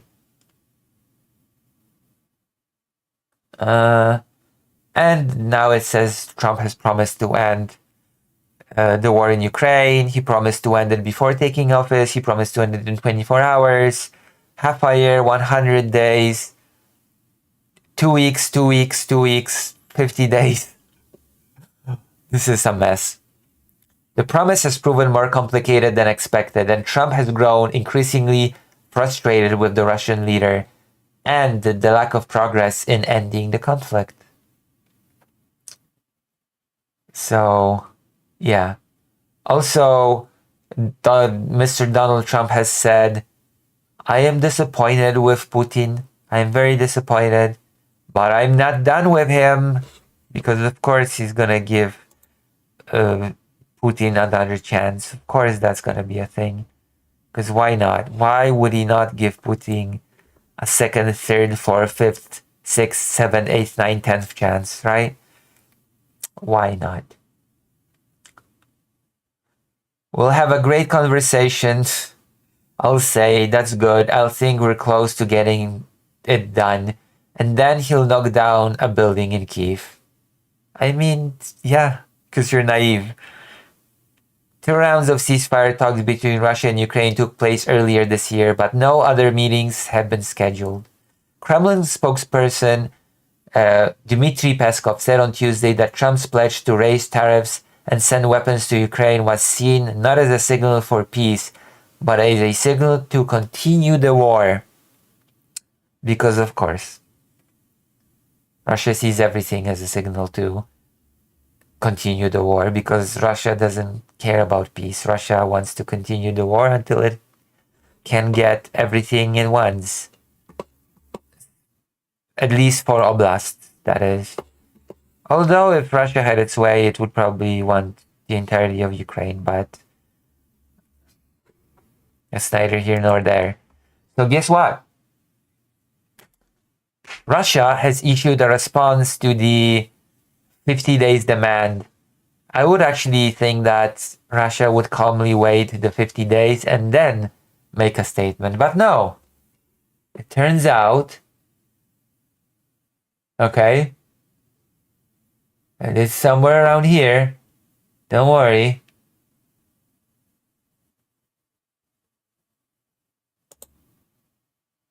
CBS News. Russia rejects Trump's demand for a Ukraine war ceasefire in 50 days. It's unacceptable. Unacceptable.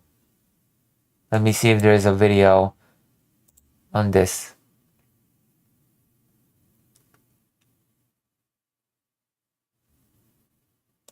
We begin tonight with more explanation from President Trump on his about-face regarding Russia's invasion of Ukraine. The president now wants to give more weapons to Ukraine and is threatening to increase sanctions if Vladimir Putin doesn't agree to end the war in 50 days. The president explained why in a phone call with our partners at the BBC. Which, by the way, it seems that Russia has already rejected that. So we'll see how things will develop from here. Our own MTS Tayeb has more from London. Russia's assaults on Ukraine are only ramping up. In the past week, hundreds of drones and missiles have been launched. One bombardment was the heaviest aerial attack of the war so far. Which I've been in Kyiv then, so... And now, after years of... I have bore witness. Insisting he could strike a deal with Vladimir Putin, President Trump is signaling a shift. In a phone interview with our partners at the BBC, Mr. Trump spoke bluntly about his frustrations with the Russian president. You've said you were 4 times close to a deal with Putin. Yeah, I thought I had a deal 4 times.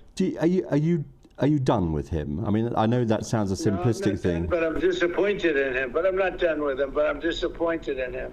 So we had a deal done 4 times, and then you go home and you see he just attacked a nursing home or something in Kiev. I said, what the hell was that all about? Do you trust him? I trust almost nobody, to be honest with you. That was a very long pause. Okay, that was a long pause to answer the question. And he actually did not directly answer the question either. He did not say, no, I don't trust him. He said, I trust almost nobody. Which could mean that Putin is within that margin of almost nobody. So no, he didn't actually even answer. Wow, brilliant. The president's change in tone has been accompanied by shifts in policy. He's now pledging to send advanced U.S. weapons to Ukraine, but only through NATO and only if Europe picks up the tab. We're going to supply weapons to NATO. As long as Ukraine gets the weapons, I'm fine with that, by the way. As long as Ukraine gets weapons fast, in good quantities, I'm fine with that. At a large amount, they're going to deliver the weapons, and they're going to pay for 100% of the weapons. So. Mr. Trump has also issued an ultimatum. Russia has just 50 days to agree to a ceasefire in Ukraine or face crippling economic sanctions. Well, Russia has already rejected that, and we're going to read about it. And in Kyiv, the president's renewed support and tougher talk has been welcome, but his 50-day deadline also raised alarm, with some officials worried it gives Vladimir Putin the time to escalate his offensive and seize even more Ukrainian territory before any fresh economic consequences kick in. True. MTS Tayeb, thank you. Today, a Texas judge set a new execution date. No, not now.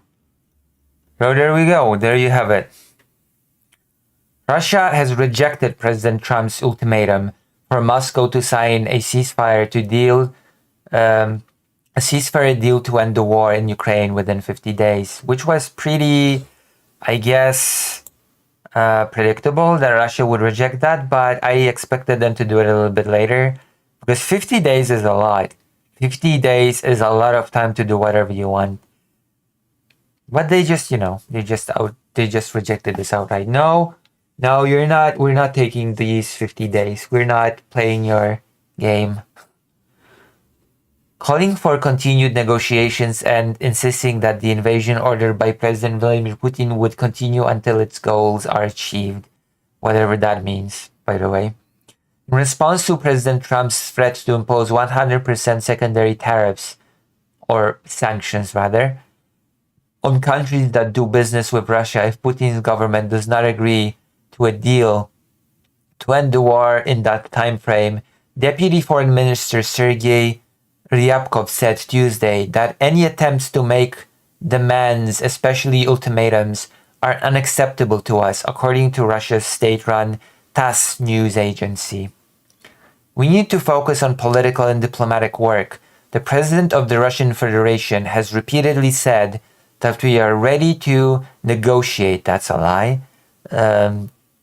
If Russia and Putin were ready to negotiate, then we would have seen Putin actually enter in-person negotiations, okay? But he has not, so that's a complete fabrication. And the diplomatic path is preferable for us. Yeah, because via a diplomatic path, Russia can endlessly stall while pushing new offensives. So that is very convenient. Ryabkov was quoted as saying, "If we cannot achieve our goals through diplomacy, then the SVO war in Ukraine will continue. This is an unshakable position. We would like Washington and NATO as a whole to take it with the utmost seriousness." In other words, we will not listen to any of your ultimatums or deals. We will get what we want one way or the other. Here you go. Kremlin spokesperson Dmitry Peskov separately called Mr. Trump's announcement quite serious. Some of it is addressed personally to Russian President Vladimir Putin. We definitely need time to analyze what was said in Washington, Peskov said during his daily briefing on Tuesday. If and when President Putin deems it necessary, he will definitely comment on it. I would not want to get ahead of ourselves, so let's wait for Putin's decision on whether he will comment on it himself. Russia's former president Dmitry Medvedev, who is close to the Kremlin, called Mr. Trump's remarks a theatrical ultimatum in a post on social media, adding that Russia didn't care. On Tuesday, Mr. Trump said, "At the end of 50 days, if we don't have a deal, too bad." Mr. Trump said at that point the tariffs are going to go and other sanctions, but he added that Ukrainian President Volodymyr Zelensky shouldn't target Moscow, because there's the whole topic of the private conversation, let's not forget, in which apparently Trump has encouraged Volodymyr Zelensky to hit Moscow directly, and St. Petersburg as well. Speaking Monday in the Oval Office alongside visiting NATO Secretary General Mark Rutte, Mr. Trump said, "We are very unhappy I am with Russia." He also announced a deal for the US to sell additional weapons to its NATO allies for $10 billion. "We're not buying it, but we will manufacture it, and they're going to be paying for it," which means that the manufacturing in the US will be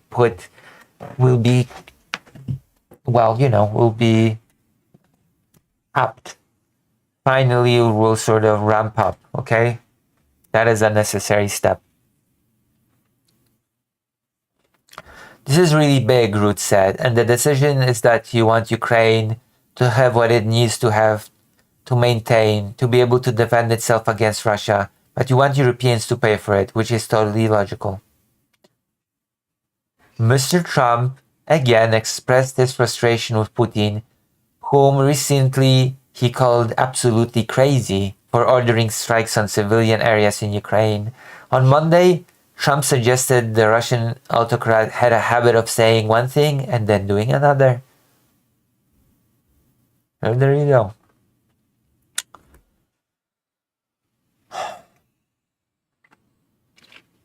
One of Putin's key demands for a ceasefire in the ongoing war is that Ukraine and its international backers should recognize Russian ownership of at least some of that occupied territory, like Crimea and oblasts that it is.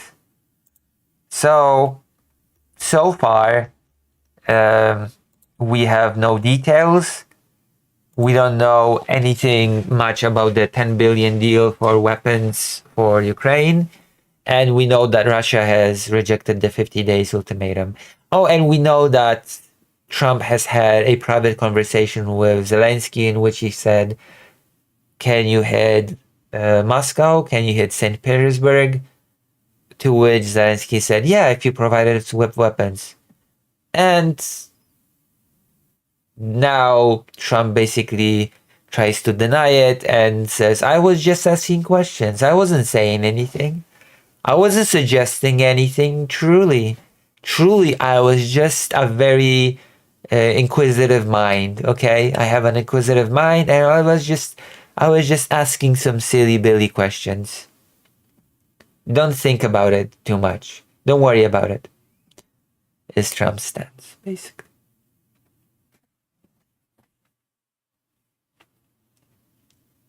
And that is it when it comes to that.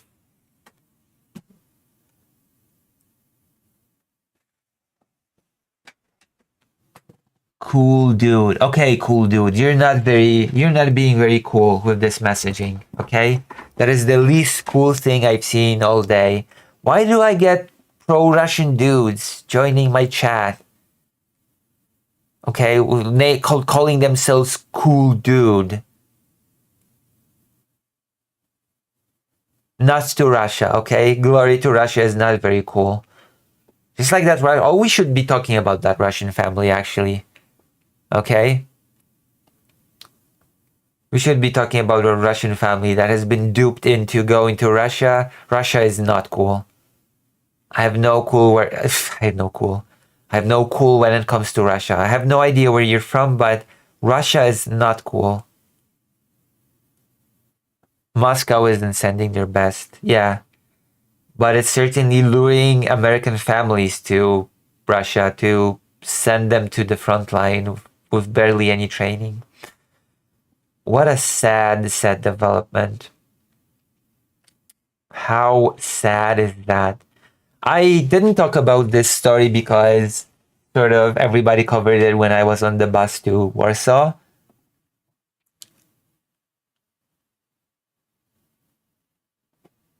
That must be why the front line keeps advancing into Ukraine.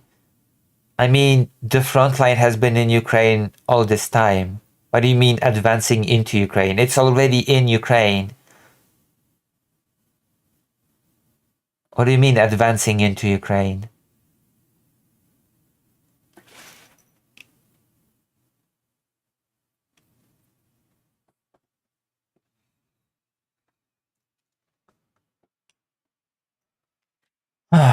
That is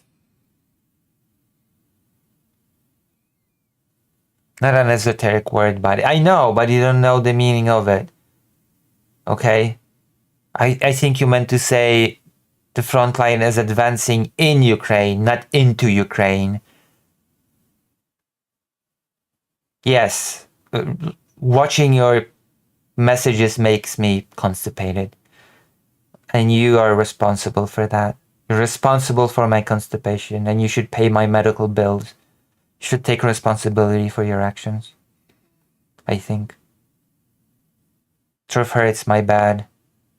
Well, you can make up for it. I have a page, I have a PayPal, I have coffee. There are many different ways in which you can atone for your silly antics. E-begging. Yeah, I am e-begging. There you go. I'm sorry, you've made me constipated, so it's your bad. It's your fault. E-begging, oh my gosh, LMAO. Oh no, I'm e-begging. I'm so ashamed. I'm so ashamed of myself.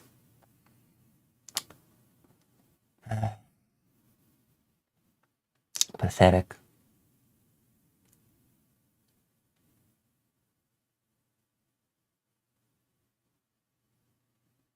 What? Getting pegged? Okay. Alrighty then. Moscow truly not sending their best. Truly not sending their best.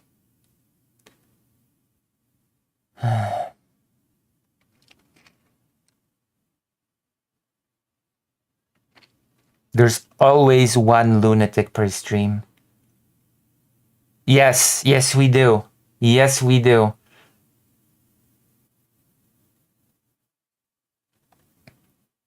The front line is advancing.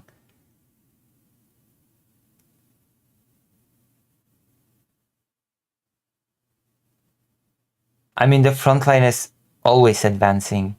I'll have to be a bit more specific than that. But yes, we do have another Ivan in the chat.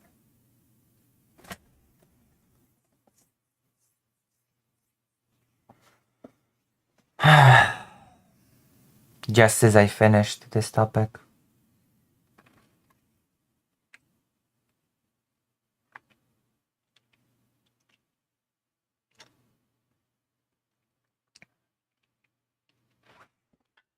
There's always one of those in the chat, without fail.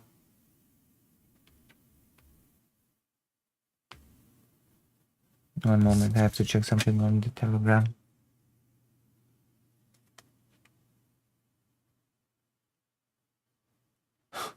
Jesus Christ Almighty. Okay. I hate this. Okay, I guess I'm just gonna have to micromanage this. As I have to micromanage everything in life.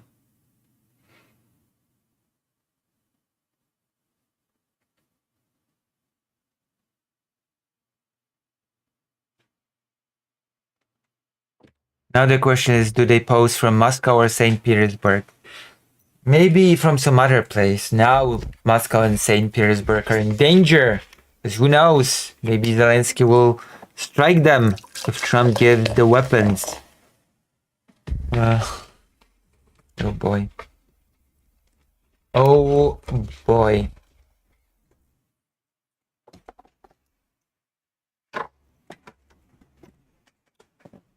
Oh my goodness.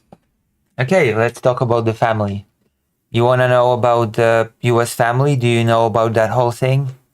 Are you familiar with the topic of a US family moving to Russia for a better life and the head of the family being sent to the front line because of course?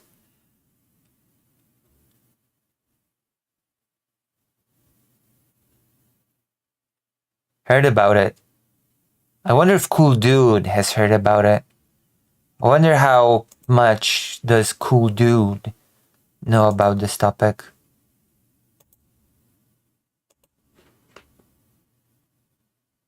Poor guy, but then again, you lay in the bed you make. I suppose so. Where do we have this story? Oh, there we go. I clicked it perfectly. Texas man joins Russian army to earn respect. Gets lied to as he is sent to the front line instead of a welding job. I think they have like a... My American husband joined the Russian army.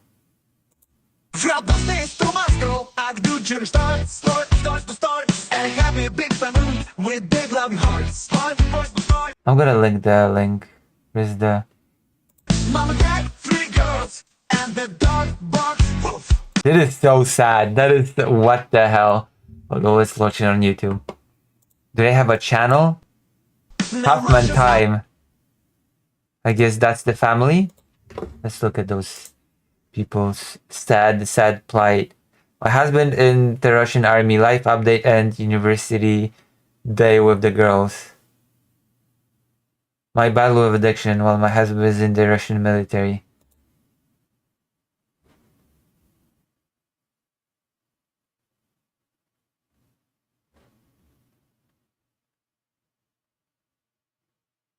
This is very sad. Okay.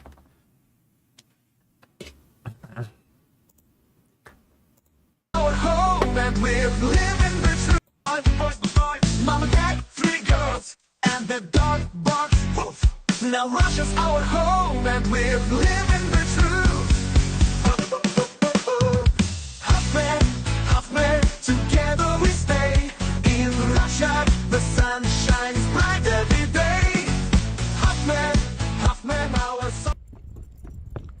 I don't even know what to say. Oh, it's another day. Happy day. It's Huffman time. It's Huffman time. Another lovely day of my husband being put into the meat grinder.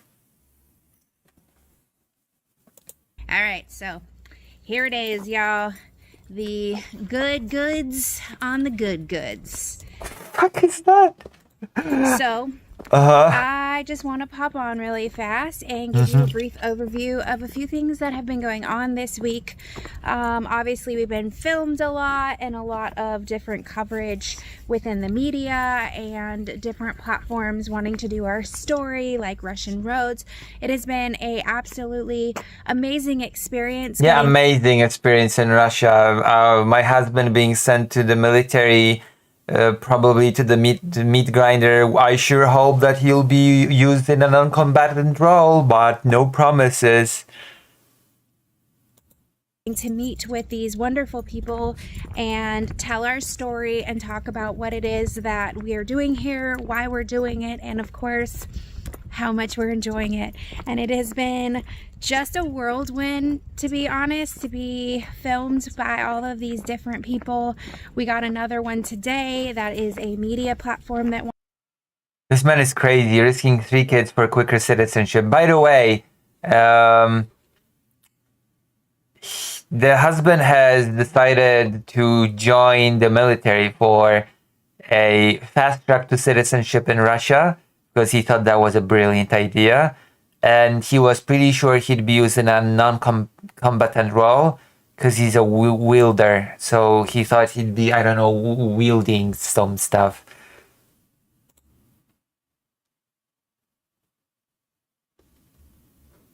Wants to do an interview as well, although I cannot do that one because I'm already being filmed by another company this week. Oh, brilliant. So, yes.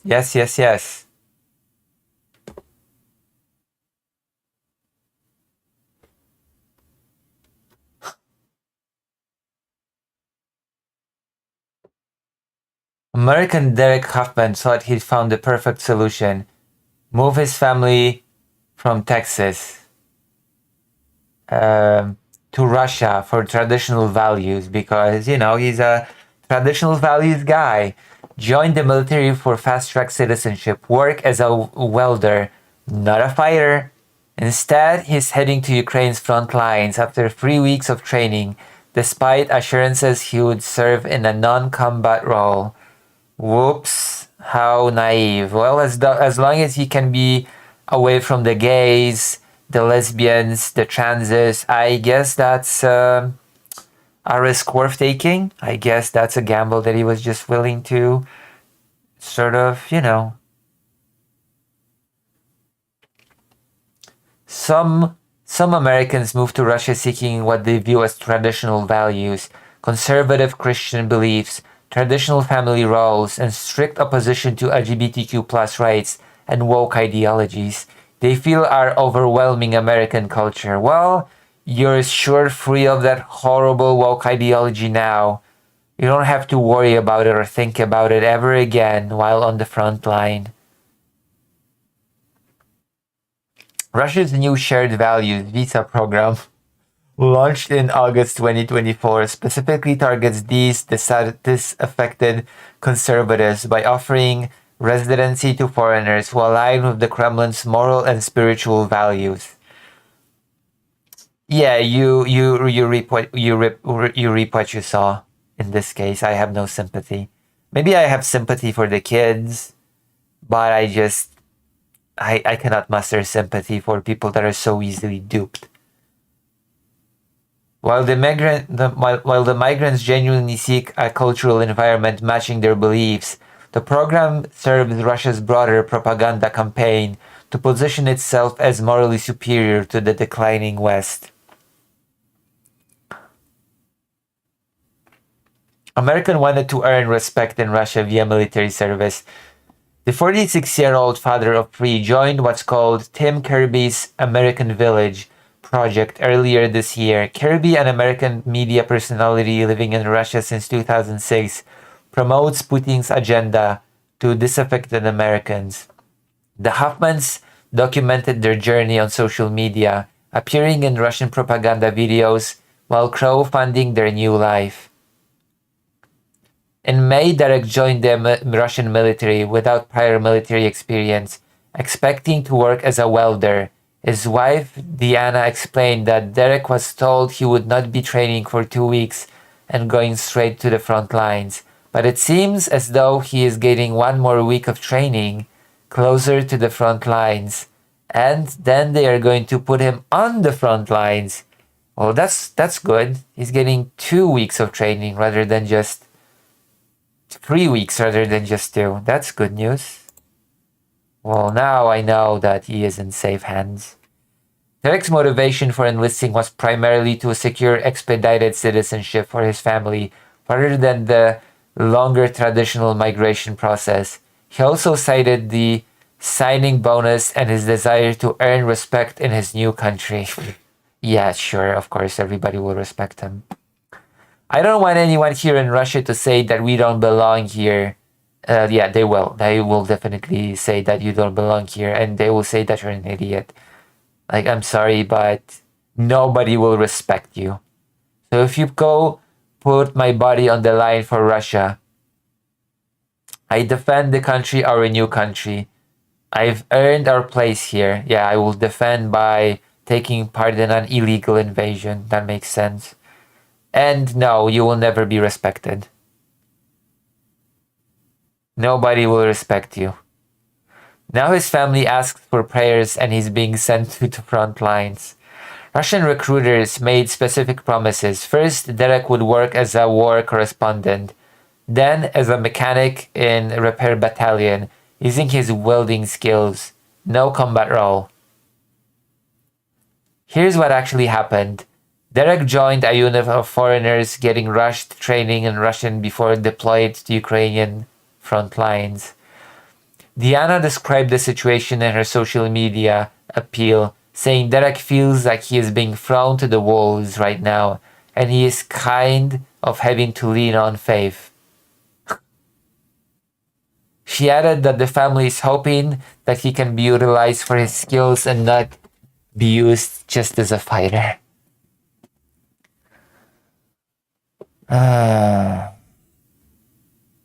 Yeah, there's no naivete involved here at all. The deployment also created financial strain for the family. Derek and his unit members were reportedly required to donate 10,000 rubles for their own supplies, consuming a substantial portion of his paycheck. Diana reported receiving no pay or bonus after 1 month of Derek's service. Whoops. Can the family reverse this? Diana is petitioning unnamed public figures and asking for prayers to get Derek reassigned to a non-combat role. How many foreign nationals died fighting for Russia? Derek isn't the first American to discover Russia's military promises don't match reality. In April 2024, Michael Gloss, the 21-year-old son of a CIA executive, was killed fighting for Moscow in Ukraine. Yeah, I remember that story. That was pretty recent. But let's watch some more. Let's watch some more of this. Weekend with my girls, and just wanted to kind of give you a little update. Brilliant. We have some really big news of stuff that is happening in our family. Some of you are already in the know because the cat is out of the bag. Okay, cat is out of the bag. People know. And I just wanted to say, are you pregnant? Is that the news? Are you pregnant? That this was not a decision that was made lightly. Yes. What's the news?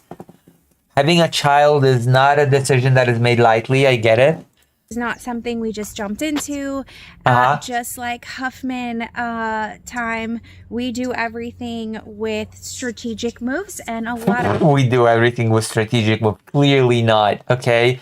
If you retreat to prayers and to thoughts and prayers, then clearly not everything you do is strategic moves, okay? You have to be like, oh, I pray that my husband doesn't get killed on the front line and that he gets a non-combatant role. Please let him be a welder. Yeah, we thought this through. We are very strategic in this family. Of research, and that is how this decision was made as well. My husband has signed a contract with the Army. Of course, very strategic, very wise, very smart, very well done. Oh my god. No comment. Hey girls. Hello. Daddy just sent me a picture. Hey girls, your daddy might die on the front line in a illegal war of invasion. Hey girls, smile.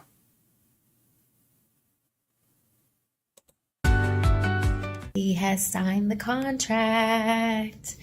It's official. He signed his Army contract. Unbelievable. Why would you brag to your kids about that? Look, your daddy might be thrown into the meat grinder. It's official now. It's on paper with his own signature.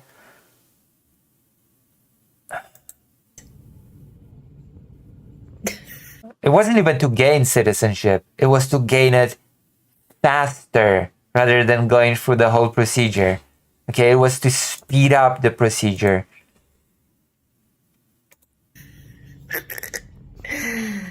What was that sound? Amazing. Amazing. I miss him too, baby girl.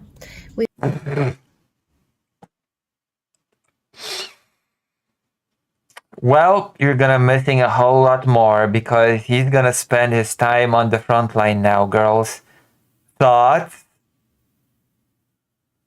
Thoughts? We will chat with him before he leaves today, okay?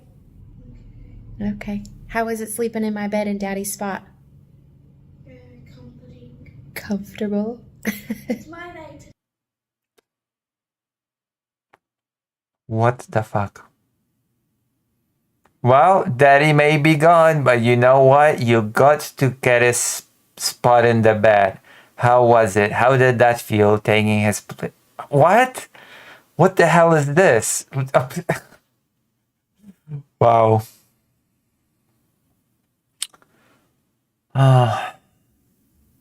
This is the most disturbing thing that I've seen in a while. I'm not gonna lie. This is actually quite disturbing. Daddy may be gone, but you know what? You know what is vacant now? His spot in the bed. It is your night tonight. I'm very excited. We're going to switch and have you girls help fill Daddy's space. Keep me warm at night, yes? That sounds so awful. I have no words to describe just how awful that sounds. I don't know, if she's trying to be wholesome, that just sounds awful. Hey, Squishy, don't kick me though, okay? I can't promise that. Okay. He sounds like there's a person off screen with a machine gun pointed at them and approving the lines. I love you. It's like they're being held hostage. And he is going into the Russian military. And we are... This looks like a hostage situation. I swear to God, this looks like a hostage situation with the awkward laugh, the weird lines. Okay, I love you. And he is going into the Russian military. And we are very proud of him and his decision in doing this for his family. For us to be able to get Russian citizenship has been a dream for a while now. And to be able to... Just speeding up the process. I'm pretty sure the program would have allowed them to get it anyway, but whatever. Whatever's clever. If your dream is to be in the Russian world, then I feel sorry for you. To get it Ruski mir. is amazing. And the fact that we're going to get it a lot sooner than we originally anticipated is a huge blessing. A lot of us did everything in our power to escape that world. But if you feel like you want to go into the meat grinder to join it, inshallah, okay? In the meantime, a lot of us have done everything that we could and possibly in our power to avoid being part of that world. I'm just gonna say that and leave it at that. Ah, my goodness. There's a lot of things that come along with being citizens and being able to actually get our Russian citizenship. So we are grateful. Yeah, if we get our Russian citizenship, we'll be able to vote in Russia, and that sure means something. This is happening a little bit faster than we would have. That sure means a thing. Thought it would have happened. So different media coverages, sharing our story about what it is that we're doing as far as the military and why we have chosen to do that. Derek was interviewed at a few different locations, a few different spots, a few different people. And so, yeah, a lot of you have been asking about it, and he wasn't really ready to quite put it out there. So we were trying to respect that and wait. But now that everything is completely official and there's no questions and everything is done, he's signed the contract. I wanted to let you all know that this is what is going on. All right. I'm gonna insert a clip right here. Hey baby doll, wanted to make this video. I'm here in Nizhny at the Kremlin. What a sad family. I feel sorry for the kids. I honestly do feel sorry for the kids. They don't have a say in any of this. Waiting on someone. They're gonna do an interview of me. I thought I would show you this amazing view. Also, you don't do an interview to someone, you do it with someone, but whatever. I guess they do an interview to him. Very cool place. One day we'll have to bring the girls out here to visit. Look at this. This is called the Eternal Flame. Tamora was telling me all about it. Very cool.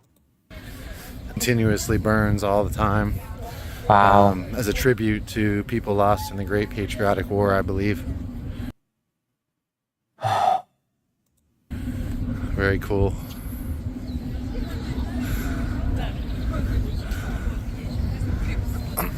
Check this view out. Ooh, a tank. Oh my god, a tank. I have never seen a tank before. How cool. I'm so glad that I moved to Russia and joined the army to be put on the front line. What an amazing development. Very cool. Very cool.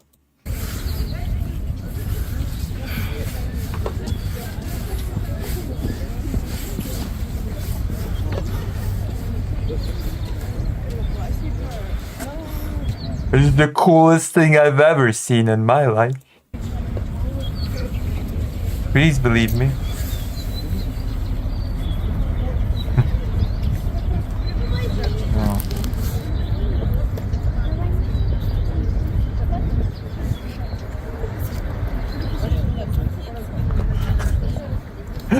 The one T-34 from last year's parade.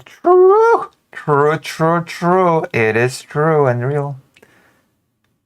You might be able to see more tanks from up close real soon. That's true also. Well, probably drones, but that's neither here nor there. Let's not spoil his fun.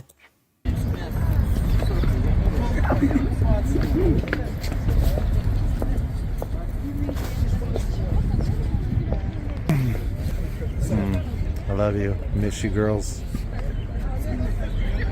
Love you so much. Hello friends, Derek Huffman here. I wanted to let you know little updates, what's going on with me. I have joined the Russian military. Yes, we know. We know about the stupid decision that you have made. I want some new updates, though, not just you repeating the same thing over and over and over again. I will be heading to the special military operation Today I did Uh-oh. Whoops. all my medical exams, signed my contract in the So morning, being sent to the war in Ukraine, in other words. Uh-oh. and I'm all clear to go. And I wanted to make a video talking a little bit about my motivations. To partake in the invasion of Ukraine, the genocidal invasion, the illegal invasion. I just want to talk a little about my motivations for joining Russia in trying to erase the Ukrainian nation. It's just a little thing that I want to, elaborate on. Okay, sure, do it. Go for it. Go for it. To help people who might think I'm crazy or not quite understand why. I don't think you're helping your case, okay? If you want to prove you're not crazy, then I gotta say you're not doing a stellar job making your case. But go on. Maybe I'm just a pause, Andy. Maybe I'm just interrupting too much. Maybe you should have a little bit of breathing room to speak, to make your case before this jury of peers. Help put it in perspective Yes. to why I'm Yes. doing it. Yes, yes. Why it's important to me. Big reason I'm doing it is for the citizenship. So if I sign a 1-year contract and If I get my citizenship in Russia, then I don't care how many Ukrainians I need to kill. I'm gonna trample as many bodies as necessary to get my beloved citizenship. I surely am not going to be sent to a combat role, am I? I'm too valuable for that. Russia would never sacrifice my life.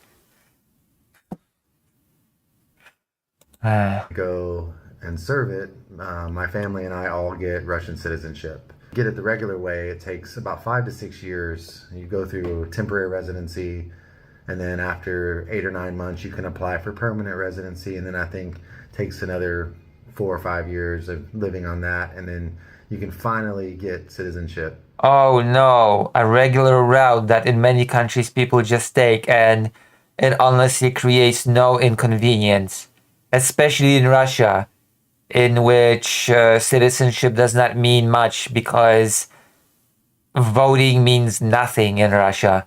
So why would you want to rush your way to citizenship via being in the military is baffling to me, okay? It's perfectly... Do you know how little the differences between a permanent residency and a citizenship are? We're gonna Google it right now.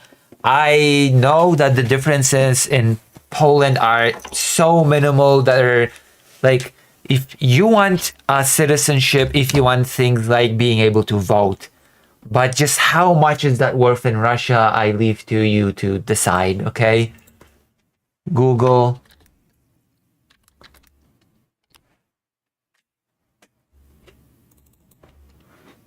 Permanent residence versus citizenship. I'll even specify Russia, okay? I'll even specify. In Russia, citizenship and permanent residence offer different levels of rights and obligations. Citizenship grants full political and civil rights, which in Russia, that's a joke. Okay, having political and civil rights is a joke in Russia, so don't even at me. Including the right to vote, which...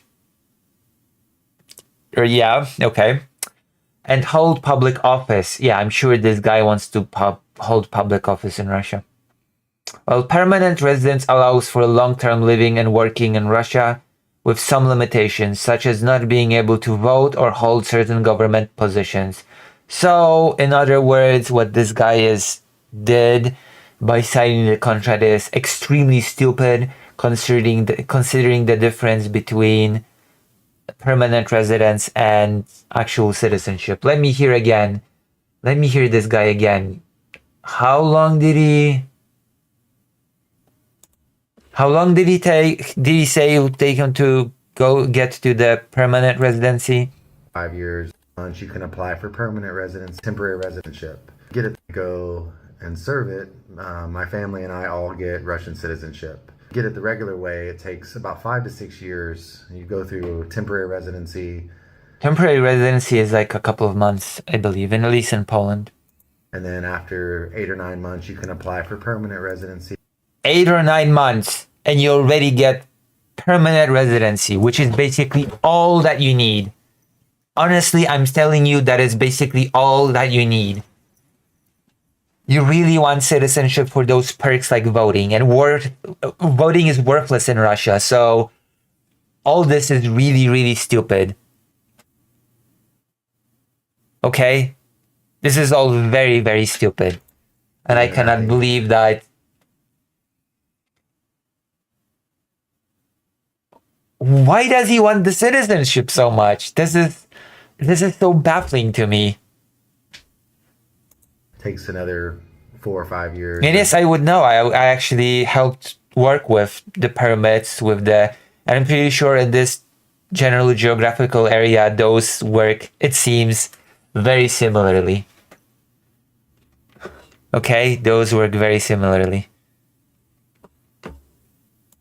You drank the Russia is more democratic than America Kool-Aid. Yeah, by restricting human rights.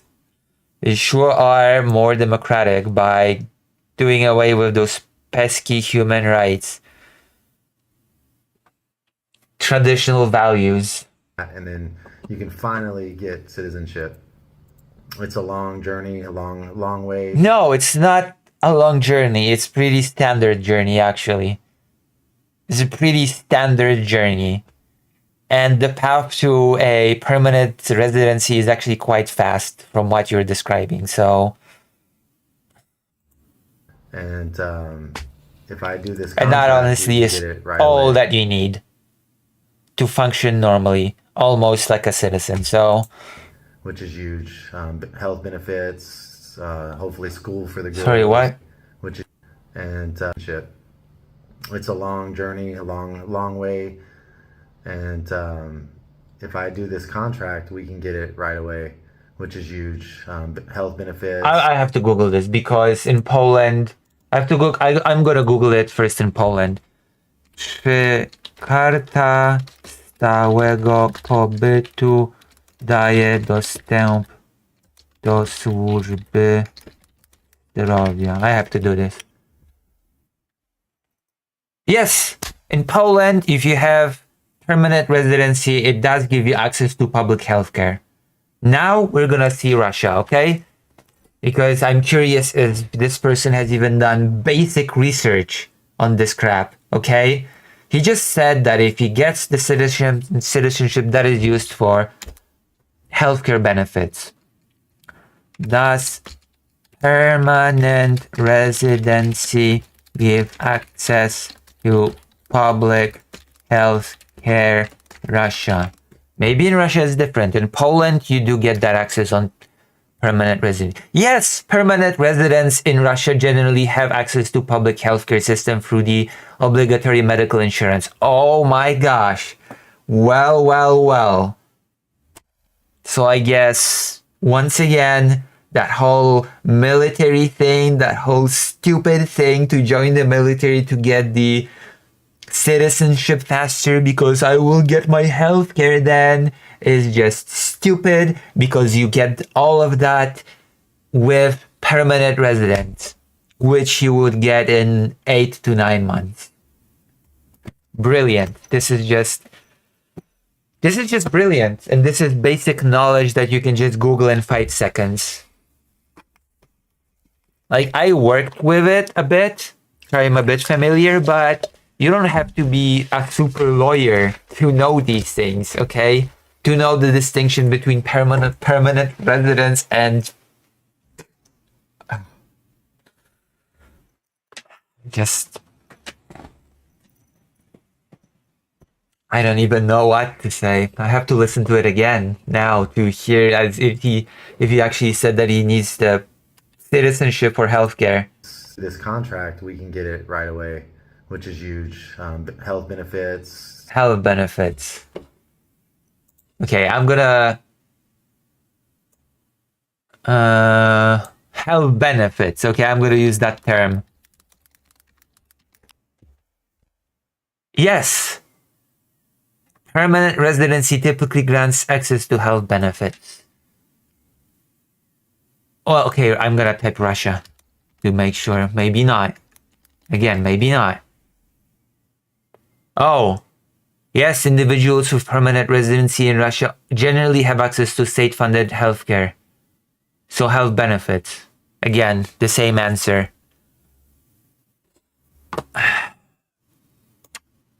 So I have to ask again, like a broken record, why would he go through the whole military thing if he could get everything that he wanted without signing a military contract? Why is this person so stupid?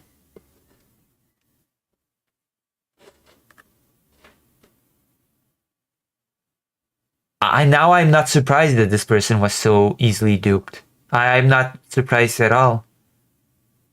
No shock. Hopefully school for the girls. Deanna will be able to work. I mean, You can work on permanent residence. What the fuck? What is this nonsense? You can work. That's the whole point of a permanent residence, to be able to work. And I'm pretty sure I'm not even gonna Google it, okay? I know that if you have access to public healthcare, you also have access to public schooling, okay? I'm gonna be able to work. I just have to sign this military contract to get a citizenship because I have no clue how permanent residency works because I'm an idiot.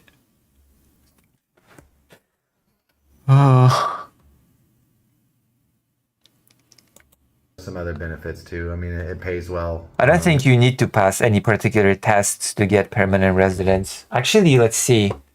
Okay. Russia permanent residence requirement. To obtain permanent residency in Russia, foreigners typically need to first obtain a temporary residence permit, which is a duh. Live in Russia for a specific period, often 5 years with a temporary residence permit and 1 year with a permanent residence permit. Apparently, this guy said that he would be able to go from temporary to permanent in 8 to 9 months' time. So I guess they're a part of this special program. Demonstrate proficiency in the Russian language. I guess this is a little bit of a... Maybe he was just afraid of that. Maybe all that stuff about working, healthcare, and schooling was bullshit. Maybe he was just afraid of the Russian proficiency test. Maybe you're right. Knowledge of Russian history and law, and a clean criminal record. So there you go. Maybe he was just afraid of that. Who knows? I'm not doing it for the money by any means. It's, but it is a nice bonus. And above and beyond the citizenship, the money, a big part of it for me is about the respect and earning our place here in Russia, earning our citizenship. I want to earn the respect of Russians by joining in on this illegal invasion. Pathetic. You think about America, people just come on in, they're given everything, they just don't really assimilate, and they just... Yeah, you feel so assimilated with your English. Of course, God, people just come into America, get everything they need. Is there for the free handouts. I don't want... What free handouts? Anyone here in Russia or anywhere to be able to say we don't belong here. And well, you will be told that no matter what. You can just forget about it.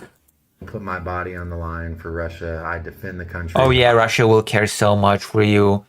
Russia will care so much to put your body on the line. Oh, what a hero. You are our hero. Our new country. I've earned our place here. And nobody can tell me different or tell my family different that we don't belong here. I like the respect of doing something important. I believe in the Russian cause. Ukraine has been shelling and killing and persecuting its native Russian population, its Russian-speaking citizens. I won't sit here and act like I'm the know-it-all on the whole situation. No, you're not. You're clearly not. And the more you speak on Ukraine, the less and less sympathy I have for you. And I already had close to none. So keep going, keep talking, and maybe we'll just hit a new low when it comes to my sympathy levels. Oh boy.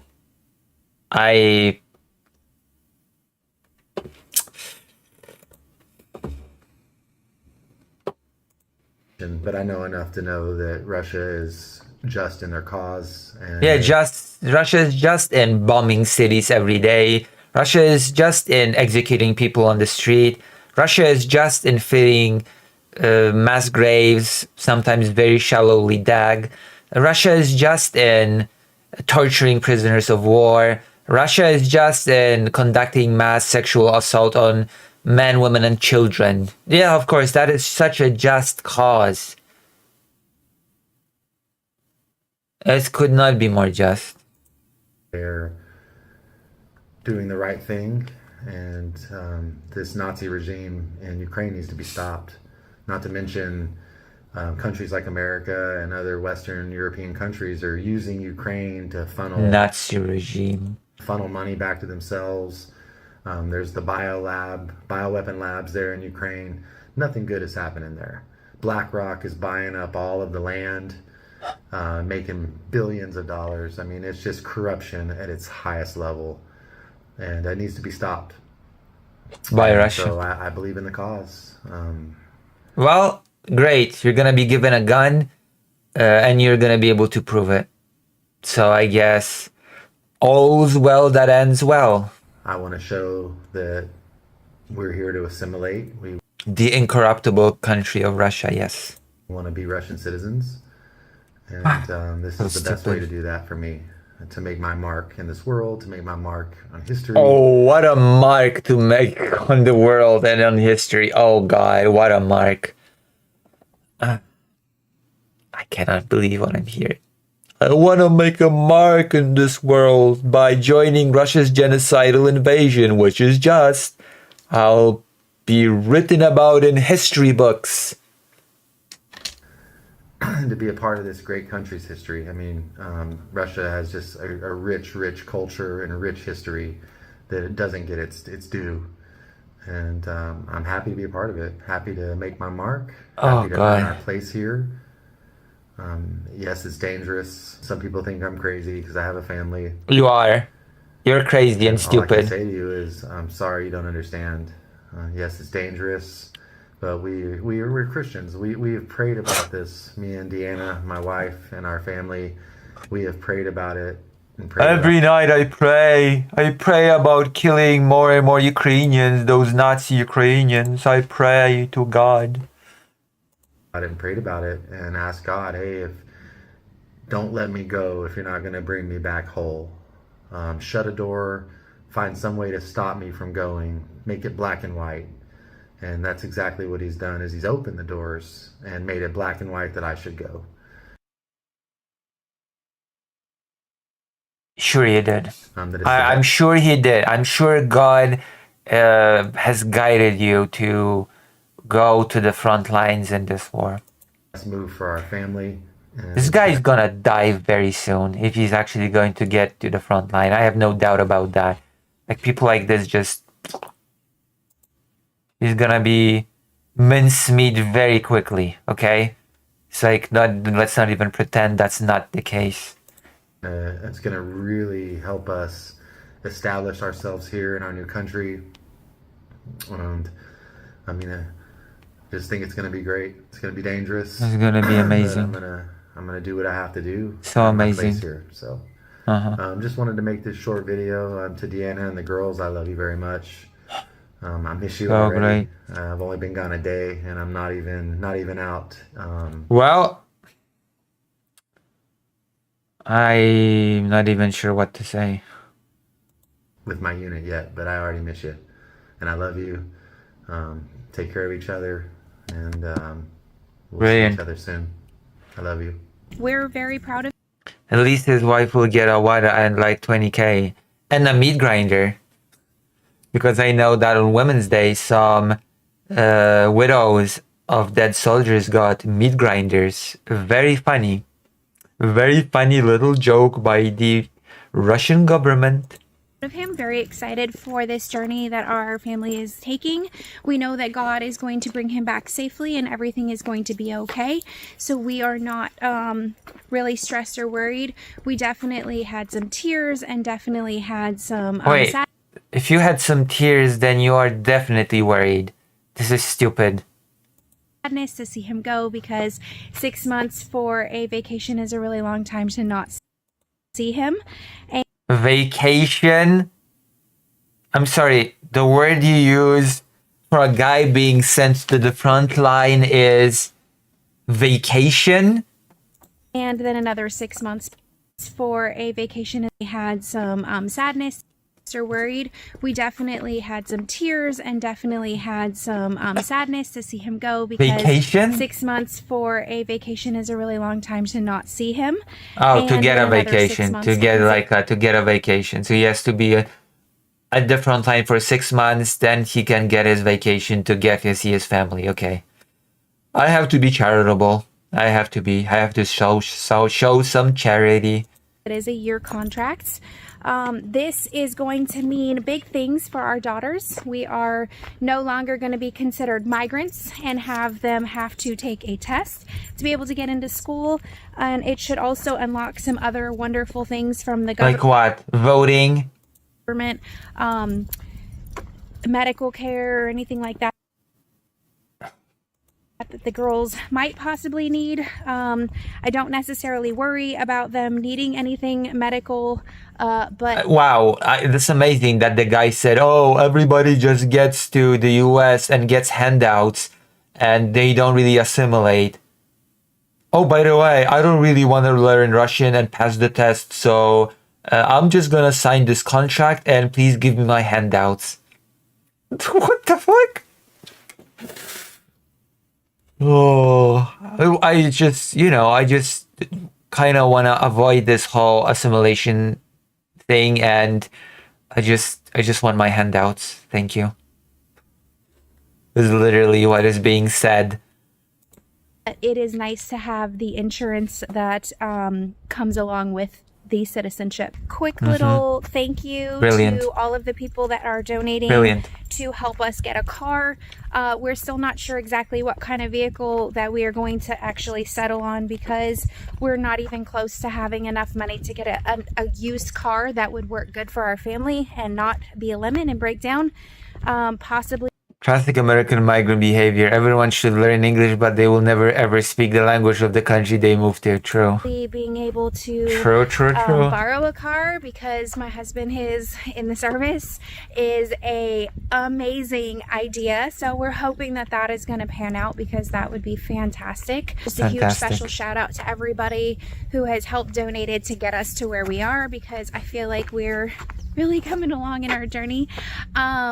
I did not add at that point a really generous donation from a lady. She sent it directly into our Zelle account. So I do want to give a huge shout out to Shout I know out. you know who you are. I know. Wonderful lady that is in New York. She has a family Oh, wow. that is here in Moscow.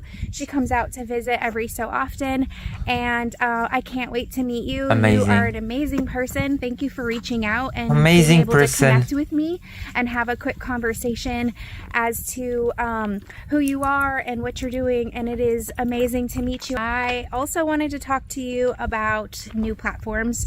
We are a little nervous about getting pulled down from YouTube, simply because there's so much censorship going on YouTube. So we are kind And of yet here you are on YouTube sitting on 79,000 views from 1 month ago. Oh, so much censorship. We're being so persecuted on YouTube. Please give us money. Please give us money. spreading our eggs from one basket to a few, and I will be posting content on some other channels, trying to figure those out, because to be completely honest with you, I'm very clueless when it comes to all of this. This was not my intent. This was not something I thought would be what we would be doing with our lives, but Well, I don't mind documenting. I think it's a great way to be able to look back and see memories. I have It'll be a great way to be able to look back and say, God damn, I fucked up. always been big on pictures and making sure that we had a God way damn. to capture a moment so we could look back and go, wow, that was so fun, and remember this or remember that. Haha, remember when Daddy was still alive? Well, look at those fun memories. Well, he's dead now. He died at the front line. But you know, kids, we have the fun memories. We have the videos. Enjoy. And jog memories back to what it was that we had done and things that we had experienced. So honestly, filming has been kind of fun to be able to get more than just a picture, actually get a little bit more of an insight into what it is that we are experiencing. Yeah, I'm sure I'm getting an insight. I want to see the newest comments. How much are you getting paid for all your nonsense? By the way, read a history book. He's gonna make a mark on a Ukrainian field for sure. These people may actually be scammers, honestly. They say they don't like people who take free handouts, but then open up every donation account they can and ask for free handouts. That is true. Not just for our friends and family, but for others out there that are interested, as well as ourselves, Oh boy. to be able to have like a vlog that we can look back on and be like, remember when that happened, or remember when this happened. So that is a very exciting thing Good that we times. are getting done, and we are Exciting very excited times. about that. Thank you all so much for your support. There was also a donation on Buy Me a Coffee. Doesn't tell me exactly who it's from, just the amount that was received. So I am a little disappointed in those platforms not being able to give me a way to give a shout out to those people, because we really appreciate it. And every dollar, every ruble, every single penny at this point is so huge in our family's journey, as we are trying to get everything lined up in a way that we can actually assimilate and be proper citizens. Wait, hold on. So Hold up. What did she just say? Penny, I really appreciate it. And every dollar, every ruble, every single penny Every at ruble. this point is so huge in our family's journey, as we are trying to get everything lined up in a way that we can actually assimilate and be proper citizens. Well, no, you're not assimilating. You want to avoid the language test. That's the opposite of actually wanting to properly assimilate. If you wanted to properly assimilate, you would not have your husband sign a military contract for an easy citizenship. No, you would take the hard route of learning the language, all of you, and taking the test and getting the permanent residency, which gives you all the perks of the citizenship minus voting, which is useless, and getting governmental positions. So don't even try this nonsense on me. So it has been absolutely amazing. It's not, you're not assimilating if you have a piece of paper saying you're a citizen, okay? That's not what true assimilation, quote unquote, means. We had a Russian teacher reach out and say she was more than willing, wanted to do a mixture of the Zoom calls as well as some in person, because she lives in the village. Well, then go ahead and take your test if you're so confident.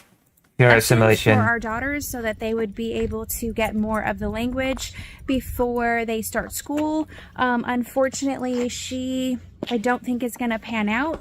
We have had a conversation with her, and she said that she is unable to come out and do that. So since that conversation where she was supposed to come last week, I have yet to hear from her again. So unfortunately, it's just She was supposed to come. the one guy that lives in the village, which is really nice to have at least somebody, but we need to look into having an actual Russian teacher and being able to get that set up for the girls, because I feel like... Wait, not for yourself? You don't want to learn the language? Don't you want to assimilate properly? Don't you want to learn the language? Just for the girls? Not for yourself? Got it. Got it. No assimilation for you. You have to have multiple ways to be able to actually take the language in and learn. to be able to make it work. Thank you so much for following us on our journey. It has been quite an experience, all the different things that we have been able to go through, all the different filming, meaning our daughter is being able to experience going to the zoo and doing jump park, because those extra funds are incredible stuff. not there right now while we're getting everything lined up, because our house was more money than we expected it to be, so we're not really able to do too much curricular activities that are just fun and enjoyable. So I know some of you are really worried that we're getting filmed a lot, and that is not the best way to do things, but for us it has been absolutely amazing and very helpful to be able to connect with the girls on a level where we're having fun and just enjoying things. I want to also tell you all about our neighbors. Yep. You probably noticed in the background there is a lot of changes that have happened to their house. They only have the container. The other one is now missing. Where did it go? Okay, where did the container go? Oh no, I'm so curious about the container. I can barely contain myself. A little clip here to tell you all about it. We had people come over 2 days ago and do some landscaping work on their house. They took that big pile that was in their backyard. They took the shower that was the makeshift shower in the back, all the wood. Fascinating. They really cleared out the land, and it is looking so fabulous, making it flat. It looks like a mess. It looks like a horrible mess. What do you mean? What do you mean it looks fabulous? And really just clutter free, and we are so grateful to have that for our next door neighbors, because I'm sure having all of that was not the most pleasant in their yard. So that has been a really fun thing.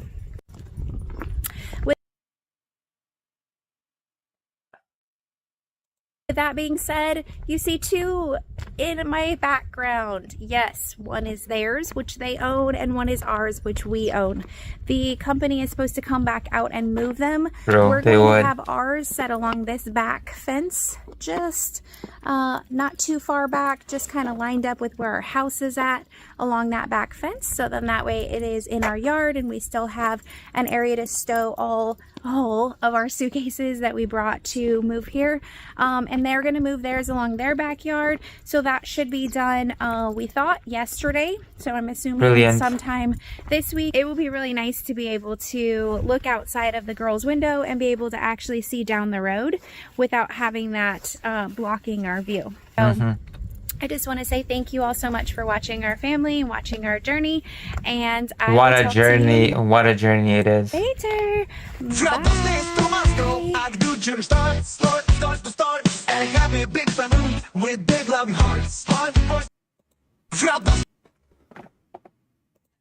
Oh boy.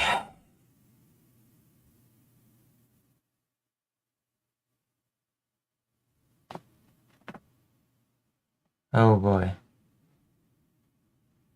Well, there you have it.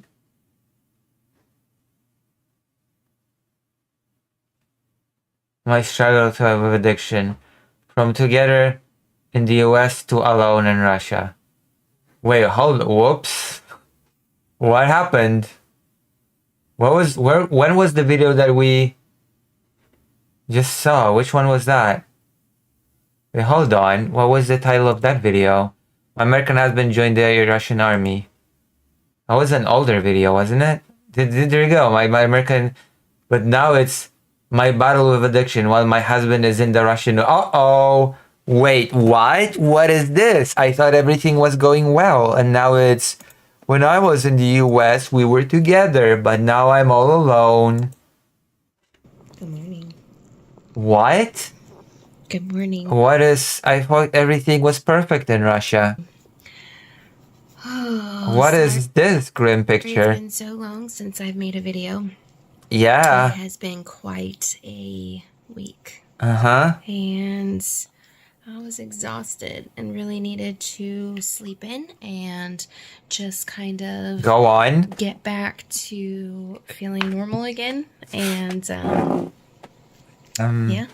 So I appreciate y'all with your kind words, and you so I guess that whole thing about not being nervous, about believing that God has all handled and all that crap was not really true, was it? How surprising. Are just so wonderful. Thank you for waiting for How surprising is that? I have basically not been doing a whole lot. I have been exhausted. I know it is a special holiday week, so we have been able to enjoy some time. I see you. So, what have y'all been doing? Tell me in the comments down below, what have you all been doing for your week, your weekends? Tried to go and make breakfast, and my dog was like, no, no, no. We are going for a walk, and it's raining, y'all. So we are out on a walk in the rain, and I figured maybe, just maybe, y'all wanted to come with. And my battle with addiction. Here we are walking. So, a few things I wanted to talk about. We have been trying to get everything set up for a day-to-day life, and I have been asked to do about 5 interviews since the last one I posted, and I have told them all no right now because unfortunately I don't have the time. I don't have the mental thought process for it right now. I am doing a lot of praying and a lot. Oh, a lot of coping, you mean? Of just trying to figure things out. Unfortunately, with my husband being gone, it has put a different mental thought process, and it is very difficult, and I knew it would be.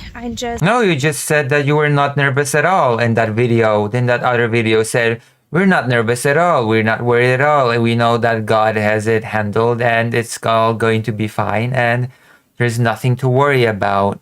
Thoughts and prayers. But now suddenly it seems like that's not the case.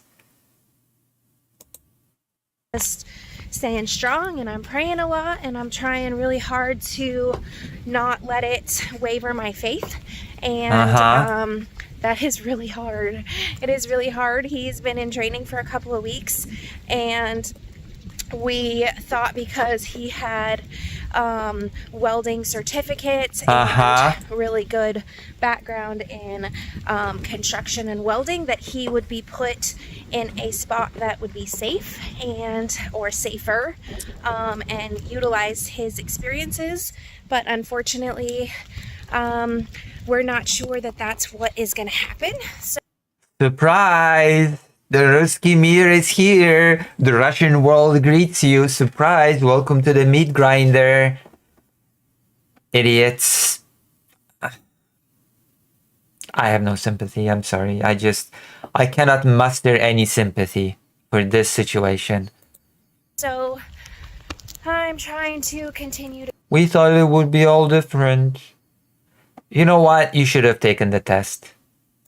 Trust the Lord and pray, but unfortunately mentally I'm battling, and it is something that I've battled with before, my mental, so a little backstory. I used to drink a lot, and I did struggle with that a lot. And so I decided that I would stop drinking and go to Russia. Mentally, yes, I decided to stop drinking and go to Russia, the super known country for being alcohol free. There's no alcohol problems in Russia. If you really want to be, an abstinent person, you know where you gotta go? You gotta go to Russia, because over there nobody drinks. What? Why would you go to Russia if you have problems with alcohol? Why would you do that? Baffles me a little bit, but go on. Go on. Tearing me apart. I was struggling with depression and really needed a way out, and drinking helped me with that. But it was really bad for my body, and I don't have a gallbladder anymore. I had to have it removed because it was really bad. And because of that, I decided to take an oath. And it's actually a really funny story about some ducks. And a few days before the 1st of April, in America, it's April Fool's, which is a day that you joke around and try to get your family to fall for some type of joke. And kind of funny, but a lot of people It's called Prima Aprilis in Polish, by the way. Just saying. Some not funny jokes on April Fool's. So Prima Aprilis. I told the Lord a few days before when I saw these ducks. Which means the 1st of April, you know. Prima, 1st Aprilis. This forum that was free, that they just needed a really good home, that if he gave me these ducks, and of course I was drinking at the time, you understand a little bit of my mental thought process here, but I was drinking at the time, and I said, Lord, if you give me these ducks, I will stop drinking. And lo and behold, 2 days later, the lady reached out, and it was April Fool's, and said that I feel sorry for those ducks. I still wanted the ducks, that the 2 people that were supposed to come pick them up did a no-show, and I could have the ducks. And I said, are you joking with me? Like, is this April Fool's? And she said, no. And if you need the ducks, they need a home. And I said, yes. So I went immediately over and picked up the ducks. It's raining. I feel sorry for those We're gonna ducks. go back out in a little bit. It'll stop soon. Immediately went over, The picked up the ducks. ducks. Oops. Did you miss your mamas already? Where did mamas go? Hi, friends. Hi. Oh, are you gonna eat me? You think I have worms? I'm sorry. Because my nail is colored. Oh, it's not. Hi, babies. I feel sorry for those ducks. Don't get my toes. Don't get my toes. I stopped drinking. The secret of changing. My addiction story. Sticklers. Little followers. Rest So and sweet. recuperate. Well, and on that duck, I guess this is such a very bizarre story. I don't even know. But on that note, we've been streaming for 3 hours, okay? And we've been streaming for how long have we been streaming before that today? We've been streaming for 4 hours before, which means we've been streaming for 7 hours in total today. Which means that it's time to finish for today, I think. Do you not agree with me? Which means I will see you today or tomorrow. We might do both a gaming and a political stream again, but yes, also gonna have to make a few segments. But as always, if you like what's happening, if you like what I do, then, you know, consider supporting your favorite streamer in any way you can. And now I'm gonna raid you into somebody. See you all soon. See you all soon, I hope. I hope to see you all soon. Edit. Oh boy.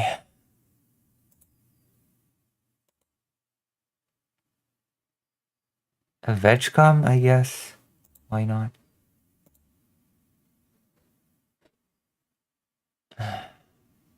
Okay, see you.